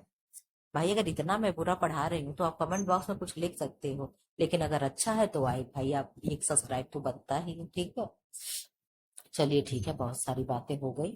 अब इधर आ जाओ। आप कहोगे मैम, हृदय किस प्रकार की मांसपेशियों से बना होता है? Skeletal muscle, smooth muscle, cardiac muscle. देखिए, जहां पे कार्डियोलॉजी आ गया, कार्डियोलॉजी में क्या करते हैं, हृदय का अध्ययन कार्डियोलॉजी में करते हैं। जहां कार्डियो शब्द आप देख लोगे, आंख बंद करके अगर हर्ट हो तो आंसर लगा के चले आओगे, अगर गलत हो तो आकर के मुझे कमेंट बॉक्स में 4 गाली दे जाना कि आप कैसा बताई थी। ठीक है, जहां कार्डियो हो गया तुरंत हृदय लगाओगे। ठीक है, अब इधर आ जाओ आप। हृदय में रक्त संचार का केंद्र कौन है? ऐसे नोड है, ए बी नोड है, और क्या है, बंडल्स ऑफ हिस है, और क्या है, पुरकिंजे फाइबर है। आप बता दो क्या होगा? आप कहोगे मैम ऐसे नोड होता है, इसका फुल फॉर्म क्या होता है? आप कमेंट बॉक्स में बताइएगा। अब हम लोग आ गए किडनी पे। अब किडनी से रिलेटेड हो गया। आप कहोगे मैम क्या किडनी होता है? तो मैं किडनी तो बना ही लेती हूँ, आपको किडनी बना करके मैं दिखा देती हूँ। ठीक है, यही जो है, यही हमारी क्या है, किडनी है। ठीक है, इस तरीके की, ऐसे यहाँ पे ये होता है, ऐसे क्या है, किडनी है हमारी। ये क्या है, ये किडनी। ठीक है, ये हमारी किडनी है। यही क्या करता है, ब्लड को छानने का कार्य करता है। ये भगवान हमारे यहाँ क्या दिया है, छलनी लगा करके हमारे शरीर में भेजा है। ठीक है, अब किडनी जान गए क्या होता है। अब इसके बारे में हम लोग को पढ़ाई करनी है। ठीक है, मनुष्य के शरीर में कितनी किडनी होती है? तो आप कहोगे मैं हो गई थी। पहली बात तो ये बता दो किडनी होती कहाँ है। आप ये बताएंगे किडनी कहाँ होती है? आप बता दीजिए किडनी कहाँ होती है, तब तक हो सकता है हम भी कुछ बना दे। आप कहोगे नहीं मैम आप तो ना बनाइए, चाहे कोई बना दे। ठीक है, अरे ऐसा ना कहिए, हम भी कुछ बना लेते हैं। ठीक है, आप लोग डरिएगा नहीं देख करके। ठीक है, ये जो है ना, इस तरीके का हम व्यक्ति बनाए। और ये जो यहाँ पे, जहाँ पे होती है ना, कि यहाँ से, जहाँ से हिप शुरू होता है और उसके ऊपर का जो कमर का भाग होता है, यहाँ पीठ, यहाँ ऐसी किडनी होती है। ठीक है, पीठ में किडनी होती है। ठीक, कहाँ होगी, बैक साइड में, यहाँ किडनी होती है। ठीक है, किडनी का प्रमुख कार्य क्या होता है? तो आप कहोगे मैम जो हमारे शरीर में पेस्टिस पदार्थ होते हैं, जो टॉक्सिक एलिमेंट होते हैं, उनको क्या करता है, किडनी छान करके बाहर लाता है। मैम ऐसा क्या होता है? यूरिया होता है, और क्या होता है, यूरिक एसिड होता है, और क्या होगा, अमोनिया होगा। इन सारी चीजों को क्या करता है, ले करके आता है, ब्लड से बाहर निकाल देता है। किसके माध्यम से? यूरिन के माध्यम से। ठीक है, किडनी शरीर से किसके द्वारा अपशिष्ट बाहर निकालती है? तो किसके द्वारा निकालेगी? मूत्र के द्वारा निकालती है। किडनी तो हमारी मूत्र के द्वारा निकालेगी, लेकिन हमारे शरीर के उत्सर्जक अंग कौन कौन कहे जाते हैं? तो पसीना भी उत्सर्जक अंग निकलता है। ठीक है, यानी स्किन हो गई, लार हो गया, और मूत्र हो गया। ये सारी चीजें क्या है, उत्सर्जी पदार्थ होते हैं, उत्सर्जी अंग होते हैं। ठीक है, लीवर भी होगा क्या उत्सर्जी अंग? मैं आपको कमेंट बॉक्स में कमेंट में करके बताएगा। तो लार तो हमको लग रहा है मैं ऐसे ही बता दो, लार नहीं होता है। लार तो पाचक एंजाइम होता, लार नहीं होता। ठीक, किडनी शरीर में किस पदार्थ को संतुलित रखने का कार्य करती है? प्रोटीन को, पानी इलेक्ट्रोलाइट को, वसा को, कार्बोहाइड्रेट को। तो आप कहोगे मैम पानी इलेक्ट्रोलाइट को क्या करता है, बैलेंस करके रखता है। ठीक है, किडनी की कार्यात्मक इकाई क्या है? तो आप कहोगे मैम नेफ्रॉन को क्या कहते हैं, किडनी की कार्यात्मक इकाई कहते हैं। ठीक है, नेफ्रॉन की कुल संख्या कितनी होती है? तो 10 लाख जो होती है नेफ्रॉन की संख्या होती है, कितनी होती है? 10 लाख होती है। कौन सा हार्मोन किडनी के द्वारा स्रावित होता है? इंसुलिन हो गया, इरिथ्रोपोएटिन हो गया, थायरॉक्सिन हो गया, ग्लूकेगॉन हो गया। तो आप कहोगे मैम किडनी के द्वारा स्रावित होता है तो क्या होगा? इरिथ्रोपोएटिन हो गया। थायरॉक्सिन के द्वारा क्या होता है? थायराइड ग्लैंड के द्वारा होता है स्रावित। ग्लूकेगॉन पेनक्रियाज है। इंसुलिन क्या है? पेनक्रियाज है। ठीक है। किडनी शरीर में कौन सा अम्ल बेस संतुलन बनाए रखती है? तो कैसा रखेगी? पीएच कैसा होगा? अम्ल बेस संतुलन। हाँ, तो अम्ल अम्ल बेस कौन? अम्ल और बेस यानी अम्लीय और क्षारीय कौन बैलेंस बनाता है? तो पीएच पे ही तो हम लोग देखते हैं क्या अम्लीय क्या क्षारीय है। किडनी किसके माध्यम से मूत्राशय से जुड़ी होती है? तो आप कहोगे मैम मूत्र मार्ग हो गया, मूत्रवाहिनी हो गई यानी यूरेटर हो गया, लसिका हो गई, लसिका को इंग्लिश में लिम्फ कहते हैं। ठीक है, क्या कहेंगे? लिम्फ कहेंगे। नस हो गई। आप बता दो। आप कहोगे मैम जो यूरेटर होता है, मूत्रवाहिनी होती है, किडनी उसी के माध्यम से मूत्राशय से जुड़ा होता है। इस तरीके का कुछ होता है। मैं बना देती हूँ। आप कहोगे मैम आप बनाने तुरंत जाती हैं, आपको भले ही बनाने आना है। ठीक है, इस तरीके का कुछ ऐसे संरचना होता है। ठीक है, ऐसे कुछ होता है, लगा होता है इस तरीके से। मूत्राशय पे यहाँ कुछ ऐसे होता है। ठीक है, ऐसे कुछ संरचना होती है।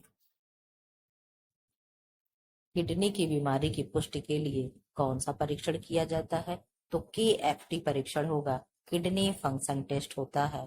तो क्या होता है? इसका टेस्ट होता है। ECG किसके लिए होता है? आप अभी देखे हो हार्ट के लिए, MRI फुल ओवरऑल बॉडी के लिए, और EEG किसके लिए होता है? आप बताओगे। ये ब्रेन के लिए होता है। किसके लिए होता है? ब्रेन के लिए। इलेक्ट्रो इंसेफेलो इंसेफेलोग्राफ क्या है?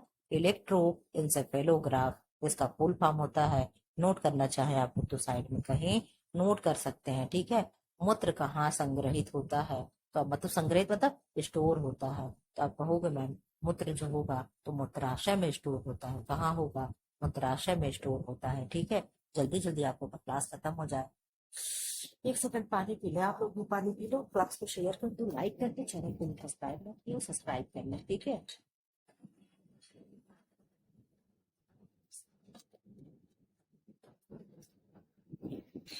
वापस आ जाओ आप लोग।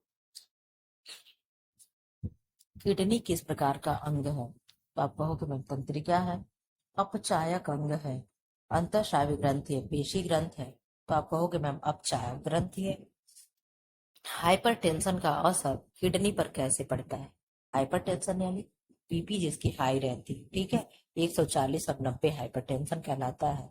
हाइपरटेंशन जब होगा तो किडनी भी प्रभावित होती है। सब एक दूसरे से कोरिलेट होते हैं। ठीक है, बीपी होगा तो किडनी खराब होगा, किडनी होगा तो लीवर खराब होगा। इस तरीके से चीजें क्या है, सब एक दूसरे से जुड़ी रहती है। लीवर खराब होगा तो शुगर रहेगा। ठीक है, तो ये किससे कैसे प्रभावित करता है? किडनी की जो रक्त वाहिनियां होती हैं वो क्या होती हैं? क्षतिग्रस्त कर देता है। ठीक है, किडनी में कौन सा खनिज अधिक मात्रा में जमा हो जाए तो स्टोन बनता है? आप कहोगे मैम जब किडनी में कैल्शियम स्टोर हो जाए ना, अधिक होने लगे, तब व्यक्ति को क्या होता है? स्टोन हो जाता है। ठीक है, कैल्शियम की अधिकता से व्यक्ति को पथरी होता है यानी स्टोन हो जाता है। स्टोन बनता ही कैसे है? कैल्शियम कार्बोनेट से बनता है। डायलिसिस का प्रयोग कब किया जाता है?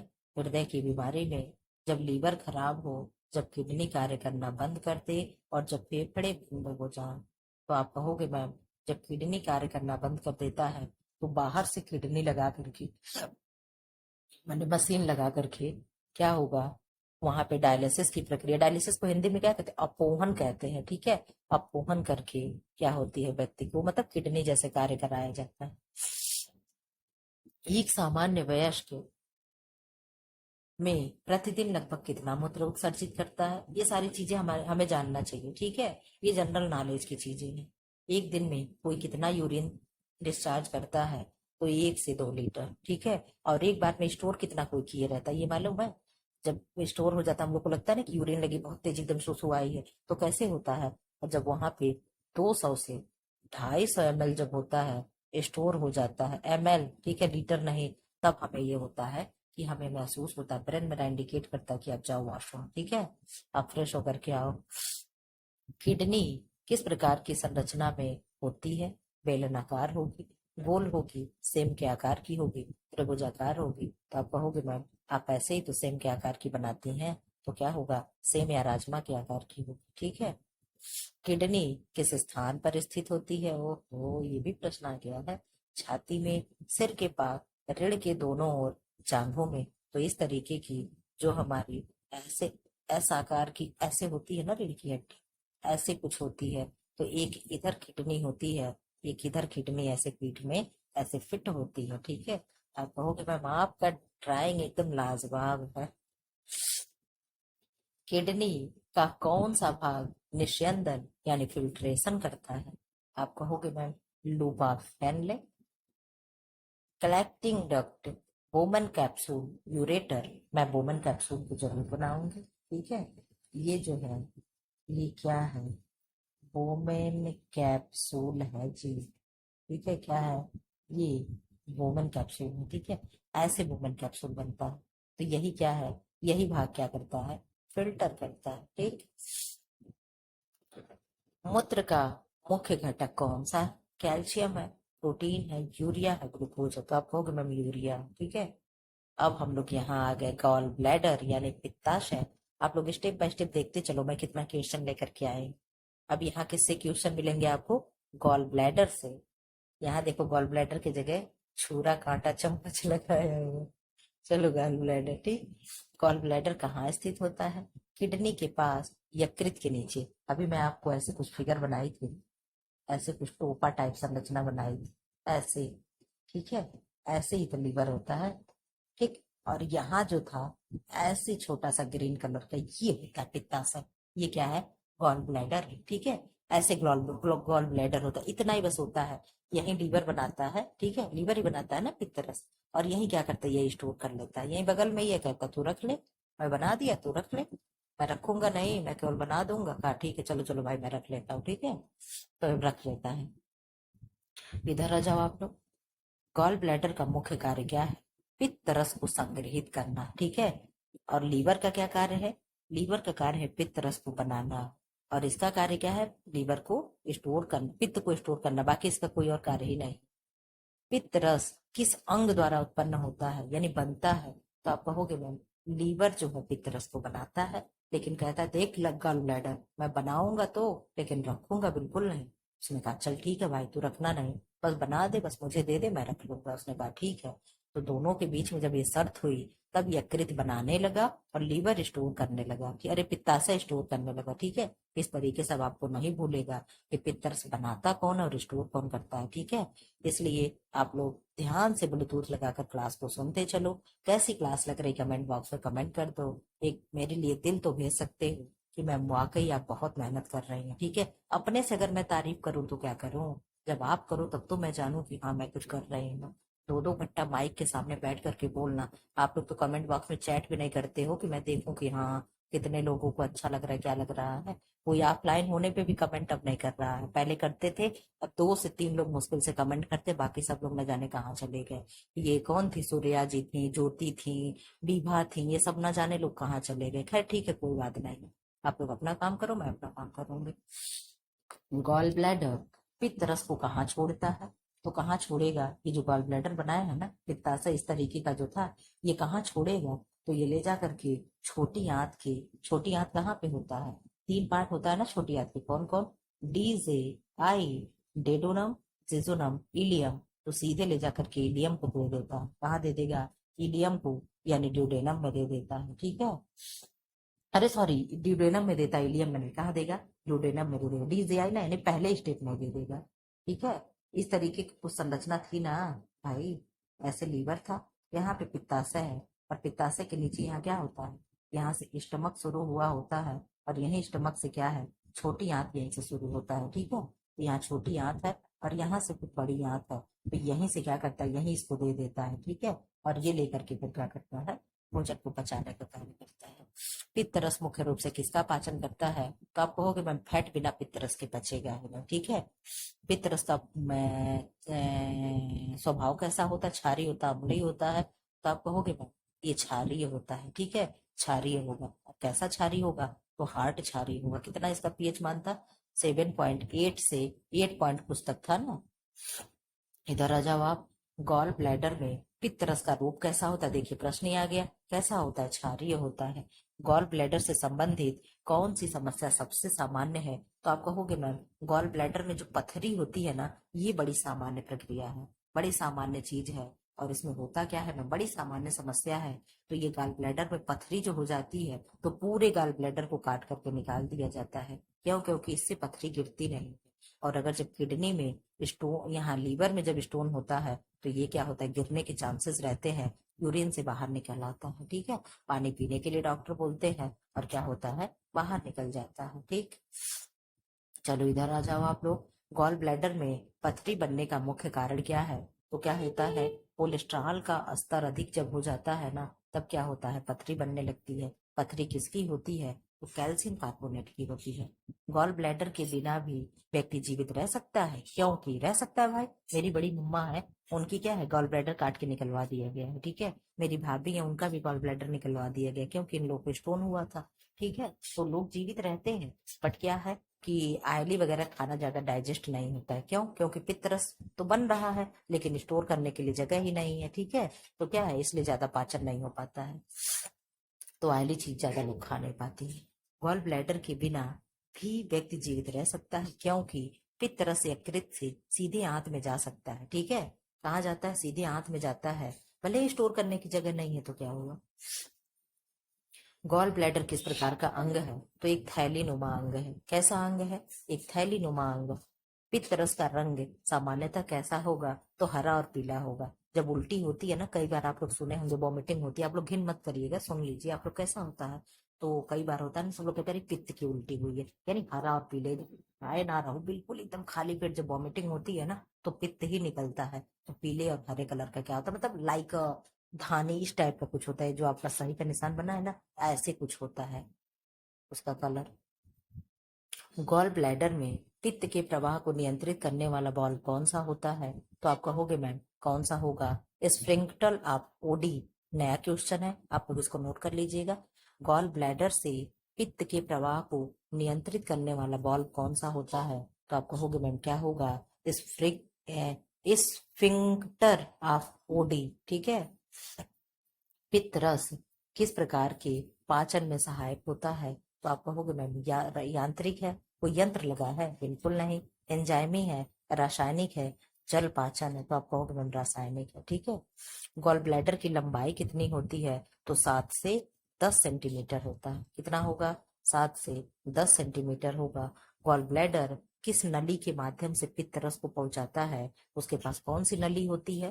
कहाँ पहुंचाता है? छोटी आंत के डेडोनम में ना। तो कैसे पहुंचा देता है? ऐसे गिरा देता है? नहीं, कामन बाइल डक्ट से क्या करता है? उसको ले जा करके छोटी आंत में छोड़ आता है कि भैया तू जा, मेरे पास से स्टोर था, अब तू जा अपना काम कर, ठीक है। अब आ जाइए आप लोग, क्या है? पेनक्रियाज, ठीक है। पेनक्रियाज यानी अग्नाशय से हम लोग क्वेश्चन देखेंगे। स्टेप बाय स्टेप हम लोग कितना क्वेश्चन देखते जा रहे हैं। क्या आप लोग कमेंट बॉक्स में कमेंट नहीं कर सकते हो? कम से कम कमेंट कर दो, क्लास को लाइक कर दो, शेयर कर दो, वीडियो को सब्सक्राइब, चैनल को सब्सक्राइब कर दीजिए आप लोग। पेनक्रियाज आ जाइए। इधर देखते हैं, पेनक्रियाज यानी अग्नाशय शरीर का कौन सा प्रकार का अंग है? अंतः और बहिर्स्रावी दोनों होता है, ठीक है। पेनक्रियाज कहाँ स्थित होता है? तो आप कहोगे मैम आमाशय के पीछे होता है। कहाँ होगा? आमाशय के पीछे होता है, ठीक है। कहाँ होगा? आमाशय के पीछे होता है। पेनक्रियाज किस हार्मोन का निर्माण करता है? तो इंसुलिन, इंसुलिन का निर्माण करता है, ठीक है। इंसुलिन का कार्य क्या है? रक्त में ऑक्सीजन बढ़ाना, शरीर में ऊर्जा देना, रक्त में ग्लूकोज को नियंत्रित करना। तो आप कहोगे मैम रक्त में ग्लूकोज को नियंत्रित करना इसका कार्य होता है, ठीक है। पेनक्रियाज का एंजाइम किसका पाचन करता है? प्रोटीन का, कार्बोहाइड्रेट का, वसा का, उपर्युक्त सभी का। तो उपर्युक्त सभी का पाचन करता है। पेनक्रियाटिक जूस जो होते हैं वो सबका पाचन करते हैं। पेनक्रियाज किस रस का निर्माण करता है? तो पेनक्रियाटिक जूस का निर्माण करता है, ठीक है। पेनक्रियाज से निकलने वाला मुख्य डक्ट कौन सा है? तो पेनक्रियाटिक डक्ट है। क्या है? पैंक्रियाटिक डक्ट है। पेनक्रियाज में इंसुलिन उत्पन्न करने वाली कोशिकाएं कौन सी हैं? तो बीटा सेल से। हम आप लोग को अक्सर पढ़ाते रहते हैं कि बीटा सेल से, पेनक्रियाज की बीटा सेल से निकलती रहती है। ठीक है। पेनक्रियाज का कौन सा हार्मोन रक्त में ग्लूकोज स्तर को बढ़ाता है? तो ग्लूकागॉन जो है ना, क्या करता है, हार्मोन हार्मोन रक्त को, मतलब ये हार्मोन जो है ग्लूकागॉन, ये क्या करता है, रक्त में ग्लूकोज के स्तर को क्या करता है, यही बढ़ाता है। और कंट्रोल कौन करता है? तो फिर इंसुलिन क्या करता है, कंट्रोल करता है। कहता है ठीक है, तुम लोग का मन बढ़ा है, आओ मैं यहाँ बताता हूँ। ठीक है। तो ग्लूकागॉन क्या करता है, बदतमीजी करता है, शुगर के स्तर को बढ़ाता है, लेकिन इंसुलिन क्या करता है, उसको कंट्रोल करता है। इसीलिए जब शुगर हो जाता है तो कंट्रोल करने के लिए क्या होता है, इंसुलिन के इंजेक्शन लगाए जाते हैं। ठीक है। इंसुलिन, एक दिन प्रश्न आप लोगों को कम्युनिटी बॉक्स पे अपलोड किए थे, कितने लोग आंसर किए अब तक हम नहीं देखे हैं। ठीक है। तो उसमें क्या होता है, उसमें कौन सा वृक्ष होता है जिसकी जड़ से भी इंसुलिन जैसी चीज कुछ निकाली जाती है? तो उसमें आंसर क्या था, डहेलिया का जो वृक्ष होता है, पौधा होता है, उसके जड़ से इंसुलिन निकलता है। ठीक है। पैनक्रियाज से कौन सा एंजाइम वसा के पाचन में मदद करेगा? तो लाइपेज जो होता है, ये क्या करता है, वसा के पाचन के लिए महत्वपूर्ण भूमिका निभाता है। लाइपेज हो गया, पित्तरस हो गया, ये सब क्या करते हैं, फैट को पचाने में महत्वपूर्ण भूमिका निभाते हैं। ठीक है। डायबिटीज का मुख्य कारण क्या होता है? थायराइड की खराबी, पेनक्रियाज में इंसुलिन की कमी, किडनी की बीमारी, वसा की अधिकता। तो आप कहोगे पेनक्रियाज में इंसुलिन की कमी की वजह से क्या होता है, डायबिटीज हो जाता है। ठीक है। पेनक्रियाज द्वारा प्रोटीन को पचाने वाला एंजाइम कौन सा है? तो आप कहोगे ट्रिप्सिन जो है क्या करता है, प्रोटीन को पचाता है। क्या करेगा, ट्रिप्सिन जो है प्रोटीन को पचाता है। पेनक्रियाज किस प्रकार की ग्रंथि है? तो मिश्रित ग्रंथि है। ठीक है। कैसी है, मिक्स्ड ग्लैंड है। पेनक्रियाज किस अंग के साथ अपना रस साझा करता है? तो छोटी, किस अंग के साथ, मैंने रंग पढ़ दिए क्या, अंग के साथ। तो कहोगे छोटी आंत के ड्यूडेनम में। ठीक है। क्या करता है, छोटी आंत, देखो हर कोई छोटी आंत को क्यों दे रहा है, क्योंकि छोटी आंत में ही तो हमारे भोजन का पाचन हो रहा है। ठीक है। छोटी आंत में हमारे भोजन का पाचन हो रहा है, तो भोजन का पाचन, जब तक ये पाचक जूस नहीं होगा, जब तक पित्त रस नहीं होगा, तब तक कैसे पाचन होगा बताइए। जब तक ये क्या था, अभी ऊपर क्या दिया था, जब तक ट्रिप्सिन नहीं होगा तो प्रोटीन का नहीं पाचन होगा, जब तक लाइपेज नहीं होगा तब तक फैट का नहीं पाचन होगा। तो जब ये लोग अपने पास रखे रहेंगे सारा जूस और रस जो है, तो कहाँ से छोटी आंत पाचन कर देगा। तो इन लोग को लास्ट में सबको छोटी आंत को हर चीजें दे देनी होती है। ठीक है। कि ले जाओ भैया, तुम ले जाओ, अपना पचाओ, चाओ उधर ही करो। ठीक है। छोटी आंत में भोजन कितने समय तक रहता है, छोटी आंत में हमारे जो भोजन होता है वो 5 से 6 घंटे तक स्टोर होता है। ठीक है। तो ये क्या करता है, इन्हीं सबों के हेल्प से, फिर इसमें क्या होती है, ऐसे पिलाई नामक ऐसे संरचना होती है, उंगली जैसे। ठीक है। इसमें से भोजन ऐसे खिसकते खिसकते खिसकते खिसकते तब तक भोजन क्या होता है, लास्ट तक आते आते पाचन हो चुका होता है। ठीक है। इधर आ जाओ, पेनक्रियाज की सूजन को क्या कहा जाता है? तो हेपेटाइटिस, गैस्ट्रिक, पेनक्रियाटिक, पेनक्रियाटाइटिस और नेफ्राइटिस। तो क्या होगा, पेनक्रिया की सूजन को क्या कहते हैं? तो क्या कहेंगे, पेनक्रियाटाइटिस कहते हैं। ठीक है। अब यहाँ से पेनक्रियास से क्वेश्चन खत्म होता है, रिब्स यानी पसलियों से क्वेश्चन शुरू हो जाएगा। ठीक है। इस तरीके से करते करते हम लोगों की 1.5 घंटे की क्लास क्या होगी, कंप्लीट हो गई। ठीक है। 1 सेकंड पानी पी लिया जाए, ब्रेक।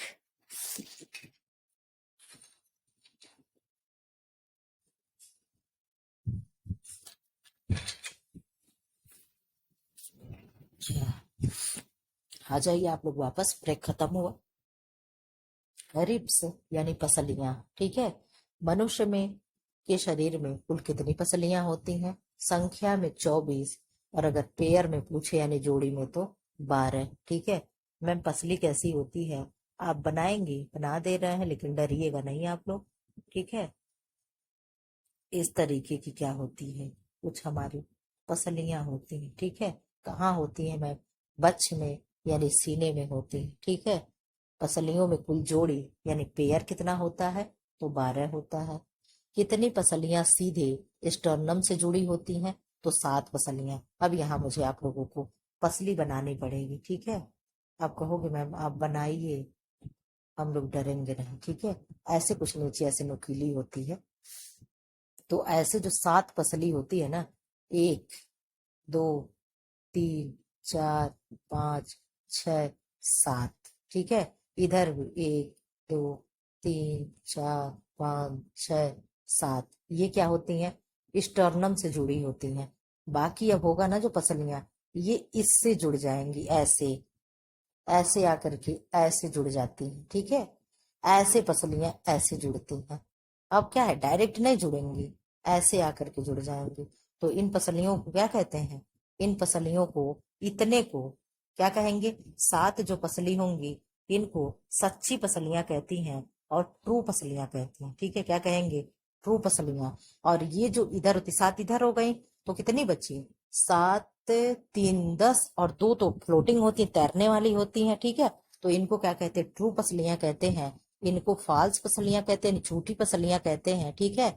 और यहाँ जो नीचे की 2 होती हैं इनको फ्लोटिंग पसलियां कहते हैं, यानी तैरने वाली पसलियां कहते हैं। अगर आप लोग 1 सेकंड का टाइम दो तो मैं आप लोग को पसली दिखा देती हूँ, ठीक है। 1 सेकंड का टाइम दीजिए, आप लोग होल्ड करिए। इधर आ जाइए आप लोग, देखिए ये है पसलियां, ठीक है। ये क्या है, रिब केज है, देखिए। इधर जो है ये स्टर्नम है, ठीक है। ये स्टर्नम है। स्टर्नम में इधर क्या है, पेन ले लें। इधर देखिए 7 तक यहाँ दिया है ना, 7 पसलियां जो है ट्रू रिप्स है, देखिए यहाँ लिख रहा है क्या है, 7 पसलियां क्या है, ट्रू रिप्स हैं, ठीक है। ये क्या है, ट्रू रिप्स हैं। और यहाँ से ये जो 7 से नीचे आ रही हैं, ये मेरे डियर फ्रेंड्स, आप लोग इसको बड़े ध्यान से देखिएगा। मैं यही बताने की कोशिश कर रही थी। ये पसलियां देखिए, ये डायरेक्ट एक यहाँ जुड़ी है, एक यहाँ जुड़ गई है, और इससे फिर आकर के सब क्या है, जुड़ रही हैं, ठीक है। तो ये जो हो गई 8 9 10, 8 9 10 11, ये क्या हो गई, फॉल्स रिप्स हो गई, यानी झूठी पसलियां हो गई। और ये जो एक पसली है जिसको मैं 2 कह रही थी, एक जो है 12 नंबर वाली है, क्या होती है, फ्लोटिंग रिप्स होती है। क्या होती है, फ्लोटिंग रिप्स होती है, ठीक है। इधर देख लो आप लोग, ये जो हो गया, ये क्या हो गए, 2 ही पसलियां हैं, ठीक है। मैं गलत नहीं थी, मैं सही हूँ। एक नीचे से छुपते हुए आई है, देखिए ये वाली एक पसलियां ऐसे जो अंदर से आ रही है, और ये जो आ रही है 11 और 12 नंबर की पसलियां क्या होती हैं, फ्लोटिंग डिप्स होती हैं। तो अब आप बड़े अच्छे से बता लोगे, आप कहोगे मैम 1 से 7 तक की पसलियां जो है ट्रू रिप्स हैं, और 8 से 12 तक क्या है, फॉल्स रिप्स हैं, यानी झूठी पसलियां हैं। और 11 12 वाली नंबर की क्या है, फ्लोटिंग रिप्स हैं। हम लोग बहुत अच्छे से, अब हम लोग का क्या होगा, रिप्स वाला क्वेश्चन गलत नहीं होगा, ठीक है। फिर आप लोग 1 सेकंड होल्ड करो, मैं क्या करूं, क्वेश्चन पे अपने चलती हूँ, ठीक है। आप लोग होल्ड, ठीक है। हम लोग कहाँ आ गए, वापस अपने शरीर जगह पे आ गए। तो आप कहोगे मैम एक बार देख लो, ठीक है। आप कहोगे मैम, और अब तो अब हम लोग समझ गए, यानी झूठी क्या है, सच्ची क्या है, अब ये सारी चीजें हम लोग समझ गए। सीधे स्टर्नम से जुड़ी पसलियां क्या कहलाती हैं, तो ब्रू रिप्स कहलाएंगी। जो पसलियां सीधे स्टर्नम से नहीं जुड़ी होती उन्हें क्या कहा जाता है, उन्हें फॉल्स रिप्स कहते हैं, ठीक है। फ्लोटिंग रिप्स की संख्या कितनी होती है, तो आप कहोगे मैम 2 जोड़े। आप देखे हो 11 और 12 नंबर की पसलियां क्या थी, फ्लोटिंग थी। फ्लोटिंग रिप्स कहाँ से जुड़ी होती है मैम, तो स्पाइन से जुड़ी होती है, ठीक है। रिप्स का मुख्य कार्य क्या होता है, हृदय और फेफड़े की सुरक्षा करना। देखो ना आप लोग कैसे ऐसे जाल की तरह से मोटा सा ऐसे ऐसे बना था, इसी के नीचे हमारा क्या है, हार्ट और फेफड़े क्या होते हैं, सुरक्षित होते हैं। पेशियों को मजबूत करना। अच्छा तो ऑप्शन था, पसलियां किससे बनी होती हैं, तो हड्डी से बनी होती हैं, ठीक है। स्टर्नम क्या है, तो जो छाती के मध्य की जो ये जोड़े था, यही तो स्टर्नम है। अब स्टर्नम आपसे कभी गलत नहीं होगा, ठीक है। रिप्स को मैंने दिखा दिया है, अब बहुत अच्छे से समझ गए होंगे, ठीक है। पसलियां किस अंग के चारों ओर स्थित होती हैं, तो आप कहोगे मैम फेफड़े को घेरे होती हैं। पसलियों का जुड़ाव किन 2 अंगों से होता है, तो स्टर्नम और वर्टिब्रल कॉलम से होता है। वर्टिब्रल पीछे था ना, वही था, ठीक है। पसलियों के बीच की मांसपेशियों को क्या कहते हैं, तो आप कहोगे मैम इंटरकोस्टल मसल कहते हैं। जो बीच बीच में मांस नहीं था ऐसे, जो इस तरीके कैसे ऐसे जो स्टर्नम वगैरह पसलियां जिससे जुड़ी थी, तो इसको क्या कहेंगे, इंटरकोस्टल मसल्स कहेंगे। इंटरकोस्टल मसल्स किस कार्य में सहायक होती हैं, तो श्वास लेने में क्या होती है, सहायक होती है। जब हम लोग सांस लेते हैं ना, तो हमारी पसलियां फैलती हैं, तो क्या होता है, तो हड्डी से नहीं जुड़ी होती हैं, वो मसल्स से जुड़ी होती हैं, तो वो फैलता है, और उसी से वो क्या होता है, हम लोग सांस ले पाते हैं, ठीक है।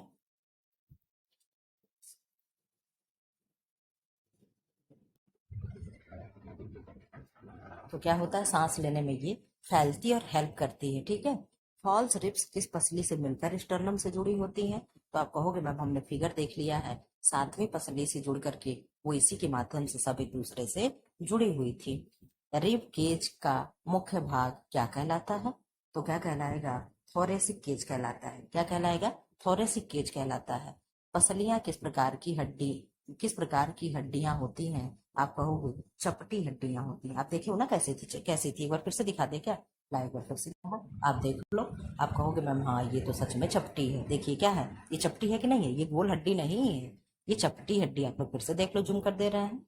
ठीक है, ये क्या है? ये चपटी हड्डी है। ठीक है। और यही जो था, क्या था, यही जो बताया ना कि हड्डी किससे जुड़ी होती है, कार्टिलेज है, हड्डी है। और ये जब हम लोग सांस लेते हैं तो थोड़ी सी ऐसे फैल जाती है। ठीक है। और हम लोग क्या होता है, सांस आसानी से ले पाते हैं। ठीक है। अब ये आप लोग देख लो। अब मैं फिर से यहाँ पे क्या करूंगी, इसे मिनिमाइज करूंगी। जब आप लोग अपने क्वेश्चन पे वापस, अब ऐसे ही ना जब मैं कुछ लाऊंगी ना तो मैं सोच रहा हूँ फिगर लेकर आऊँ, आप लोग को बड़े अच्छे से दिखाया करूँ। ठीक है। तब चीजें मैं ऐसे ही करूंगी। ठीक। अब इधर आ जाओ आप लोग। शरीर में सबसे छोटी पसलियां कौन सी हैं? तो आप कहोगे मैम सबसे छोटी 11 और 12वीं है। कौन सी है? 11वीं और 12वीं की और क्या विशेषता है? मैम ये फ्लोटिंग टिप्स हैं, ये तैरती हैं। ठीक है। रिब्स किस प्रणाली से संबंधित है? तो किससे है? कंकाल तंत्र से। ठीक है। यदि पसलियां टूट जाएं तो सबसे अधिक खतरा किस अंग को होगा? तो आप कहोगे हार्ट और फेफड़े को होगा, क्योंकि क्या है, उस जाल के अंदर वो है तो उसमें क्या होगा, दब जाएंगे। भाई गुफा है ना, उस गुफा में वो बैठे हैं छुप करके, और गुफा गिर गया तो उनका नुकसान हो जाएगा। ठीक है। चलो आप लोग, 1 घंटा 35 मिनट हो गया है वीडियो, और हम लोग को 20-25 मिनट मेहनत करने की जरूरत है। लेकिन अभी तो क्वेश्चन बहुत है हमारे पास भाई। चलिए नेक्स्ट पार्ट में करके लाऊंगी, पार्ट 3 कर दूंगी। ठीक है। मस्तिष्क यानी ब्रेन से क्या क्वेश्चन है? मनुष्य के मस्तिष्क का भार औसतन कितना होता है? तो 1.4 किलोग्राम। ठीक है। शरीर, मस्तिष्क शरीर के किस तंत्र का मुख्य भाग है? तंत्रिका तंत्र है, नर्वस सिस्टम का मुख्य भाग है। मस्तिष्क को कितने मुख्य भागों में बांटा गया है? तो 3। क्या क्या है? सेरिबेरम, मैं तीनों बता रही हूँ। क्या है? सेरिबेलम, सेरिबेलम, सेरिब्रम, क्या है? सेरिब्रम।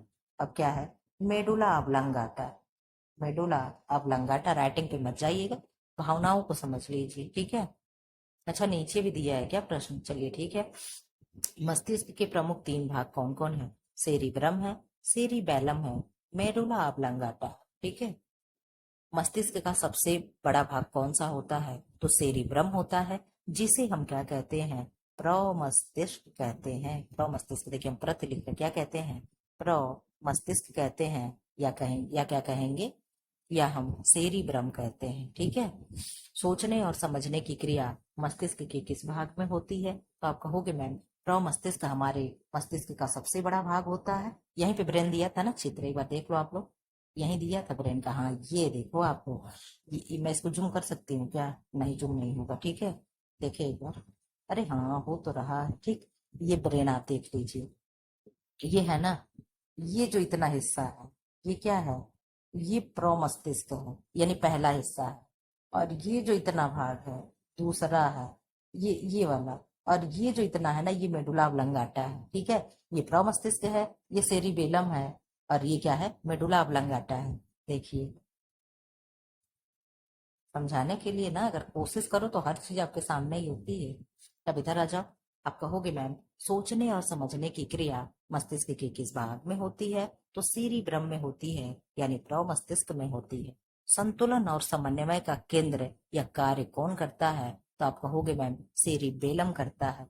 बेलम क्या होता है? सेरिबेलम संतुलन बनाए रखता है। अगर कोई व्यक्ति दारू पी करके आ रहा है, शराब पी करके आ रहा है, वो डग डग डग डग हिल रहा है, इधर उधर डांस कर रहा है, एक जगह स्थिर नहीं है, तो उसका सेरिबेलम क्या है? गड़बड़ हो चुका है। ठीक है।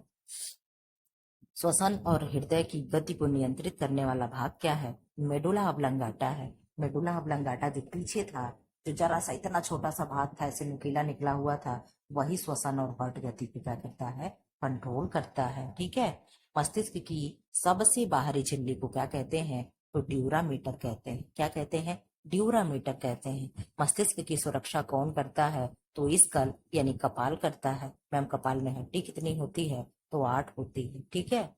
मस्तिष्क और स्पाइनल कार्ड को घेरने वाला तरल पदार्थ कौन सा होता है? तो आप कहोगे मैम एक फ्लूइड कोई होता है, ये तो हम जानते हैं, लेकिन सेरेब्रो स्पाइनल फ्लूइड होता है। क्या होता है? सेरेब्रो स्पाइनल फ्लूइड होता है, जिसे CSF कहा जा रहा है। ठीक है, अब इधर आ जाओ। शरीर के दाएं भाग को कौन सा मस्तिष्कीय गोलार्ध है, यानी क्या है, हेमिस्फीयर, नियंत्रित करता है? तो आप कहोगे मैम दाएं, बायां करेगा। कौन करेगा? बायां करता है। ठीक है, शरीर के दाएं भाग को, मतलब हमारे शरीर में होता है ना कि लेफ्ट और राइट होता है, तो जो राइट वाला भाग होगा, राइट वाले भाग को कौन कंट्रोल करेगा? तो बायां वाला ब्रेन करता है। ठीक है, तो अब आप देख लो, इधर का इधर कर रहा है, इधर का इधर, दोनों अपोजिट हैं, रिवर्स काम कर रहे हैं। मस्तिष्क की कोशिकाएं क्या कहलाती हैं? तो न्यूरॉन कहलाती हैं। ठीक है, न्यूरॉन की गति कितनी तेज हो सकती है? 120 मिनट प्रति सेकेंड हो सकती है। निर्णय लेने की क्षमता किस भाग से जुड़ी है? तो प्री फ्रंटल कॉर्टेक्स से जुड़ी होती है। ठीक, ऑक्सीजन की आपूर्ति रुकने पर मस्तिष्क कितने मिनटों में क्षतिग्रस्त हो सकता है? अगर 5 मिनट आपको ऑक्सीजन ना दिया जाए तो ब्रेन क्या हो जाएगा? डेड होने लगेगा। ठीक है, इसलिए ऑक्सीजन हम लोगों के लिए कितना इम्पोर्टेंट है। ऑक्सीजन यानी हम लोग को अपने घर पे खूब पेड़ पौधा लगाना चाहिए, बड़े बड़े पेड़ भी जहां जगह हो तो लगा करके छोड़ना चाहिए। ठीक है, ऑक्सीजन की आपूर्ति रुकने से मस्तिष्क जो है 5 मिनट में क्षतिग्रस्त हो जाएगा। हाइपोथैलेमस का कार्य क्या है? आप कहोगे मैम जहां तापमान नियंत्रित की बात आएगी, ठंडा और गर्म की बात आएगी, तो वो कौन कंट्रोल करता है? तो हाइपोथैलेमस करता है। ठीक है, क्या करेगा? हाइपोथैलेमस करेगा। स्लीप और अवेयरनेस को नियंत्रित करता है, कौन करेगा? थैलेमस करता है। कौन करेगा? थैलेमस करता है। ठीक है, IQ किस भाग से संबंधित होता है? तो सेरिब्रम यानी प्रमस्तिष्क के भाग से संबंधित होता है। याददाश्त किस भाग से संबंधित होती है? तो आप कहोगे मैम हिप्पोकैम्पस से क्या होता है? याददाश्त संबंधित होता है। हार्मोन नियंत्रण के लिए मस्तिष्क में कौन सा भाग जिम्मेदार होता है? तो हार्मोन को कौन निकालता है? पिट्यूटरी ग्लैंड निकालती है। पिट्यूटरी ग्लैंड जो इस तरीके का, अगर हम मस्तिष्क समझ लें, अगर मान लीजिए आप लोग है तो नहीं लेकिन मान लीजिए, ठीक है, तो यहाँ छोटी सी मटर के दाने के बराबर क्या होती है? पिट्यूटरी ग्लैंड होती है। ठीक है, यही क्या करती है? सारे हार्मोन को निकालने के लिए जिम्मेदार होती। कौन कौन सी हार्मोन निकालती है? STH हार्मोन निकालती है, ग्रोथ हार्मोन यानी GH हार्मोन निकालती है, कार्टिकोसोनो हार्मोन, मतलब बहुत तरीके के हार्मोन निकालती है। ठीक है, एक दिन आप लोग को पिट्यूटरी ग्लैंड हम पढ़ाए थे, उसमें शायद वीडियो में आवाज नहीं गई थी, मैं फिर से पढ़ा दूंगी। भावनात्मक प्रतिक्रिया किस भाग से जुड़ी होती है? तो किससे जुड़ी होती है? एमिगडाला से जुड़ी होती है। ठीक है, भावना में जैसे वो लोग बहते हैं ना, वही से जुड़ी होती है। ब्रेन का कौन सा भाग वॉलेंटरी मूवमेंट को नियंत्रित करता है? तो मोटर कॉर्टेक्स होगा। ठीक है, क्या होगा? मोटर कॉर्टेक्स होगा। ब्रेन में सिग्नल भेजने का कार्य कौन करता है? तो न्यूरो करता है। कौन करता है? न्यूरो करता है। ठीक है, अब इधर आ जाओ आप लोग, क्या दे रहा है प्रश्न? ब्रेन में सिग्नल भेजने का कार्य कौन करता है? न्यूरो, ये तो हो गया। अब इधर क्या है? अल्जाइमर्स रोग मस्तिष्क के किस भाग को प्रभावित करता है? एल्जाइमर में जानते हैं आप लोग क्या होता है? व्यक्ति भूलने लगता है। जैसे अभी खाना खाया हो, जो काम करेगा तो बार बार करेगा। जैसे हैंड वॉश कर लिया ना, लेकिन फिर भी उसको लगेगा कि हैंड वॉश, ये मेरे दादाजी थे, बाबा थे, उनको ये हुआ था। ठीक है, वो जैसे हम लोग कहते थे ना, बाबा हाथ धुल गया, आप चलिए लेटिए, कहते थे ना अभी और गिरा, अभी धुला नहीं है। ठीक है, पानी मतलब गिराते रहो, धुलते रहो, एक ही हाथ पे कई बार हैंड वॉश लेकर के साबुन रगड़ते थे या हैंड वॉश लेकर के रगड़ा करते थे। ठीक है, खाना खाने के बाद हाथ धुल लिए, लेकिन फिर भी वो क्या है, बार बार उस हाथ को धोते जाते। तो अल्जाइमर क्या है? भूलने की बीमारी है, एक ही काम को बार बार करने की बीमारी होती है। ठीक है, तो ये किसको प्रभावित करेगा? हिप्पोकैम्पस को करेगा। ठीक है, किसको करेगा? हिप्पोकैम्पस को करेगा। 1 सेकंड का आप टाइम जाइए वापस आप लोग अपने क्लास में।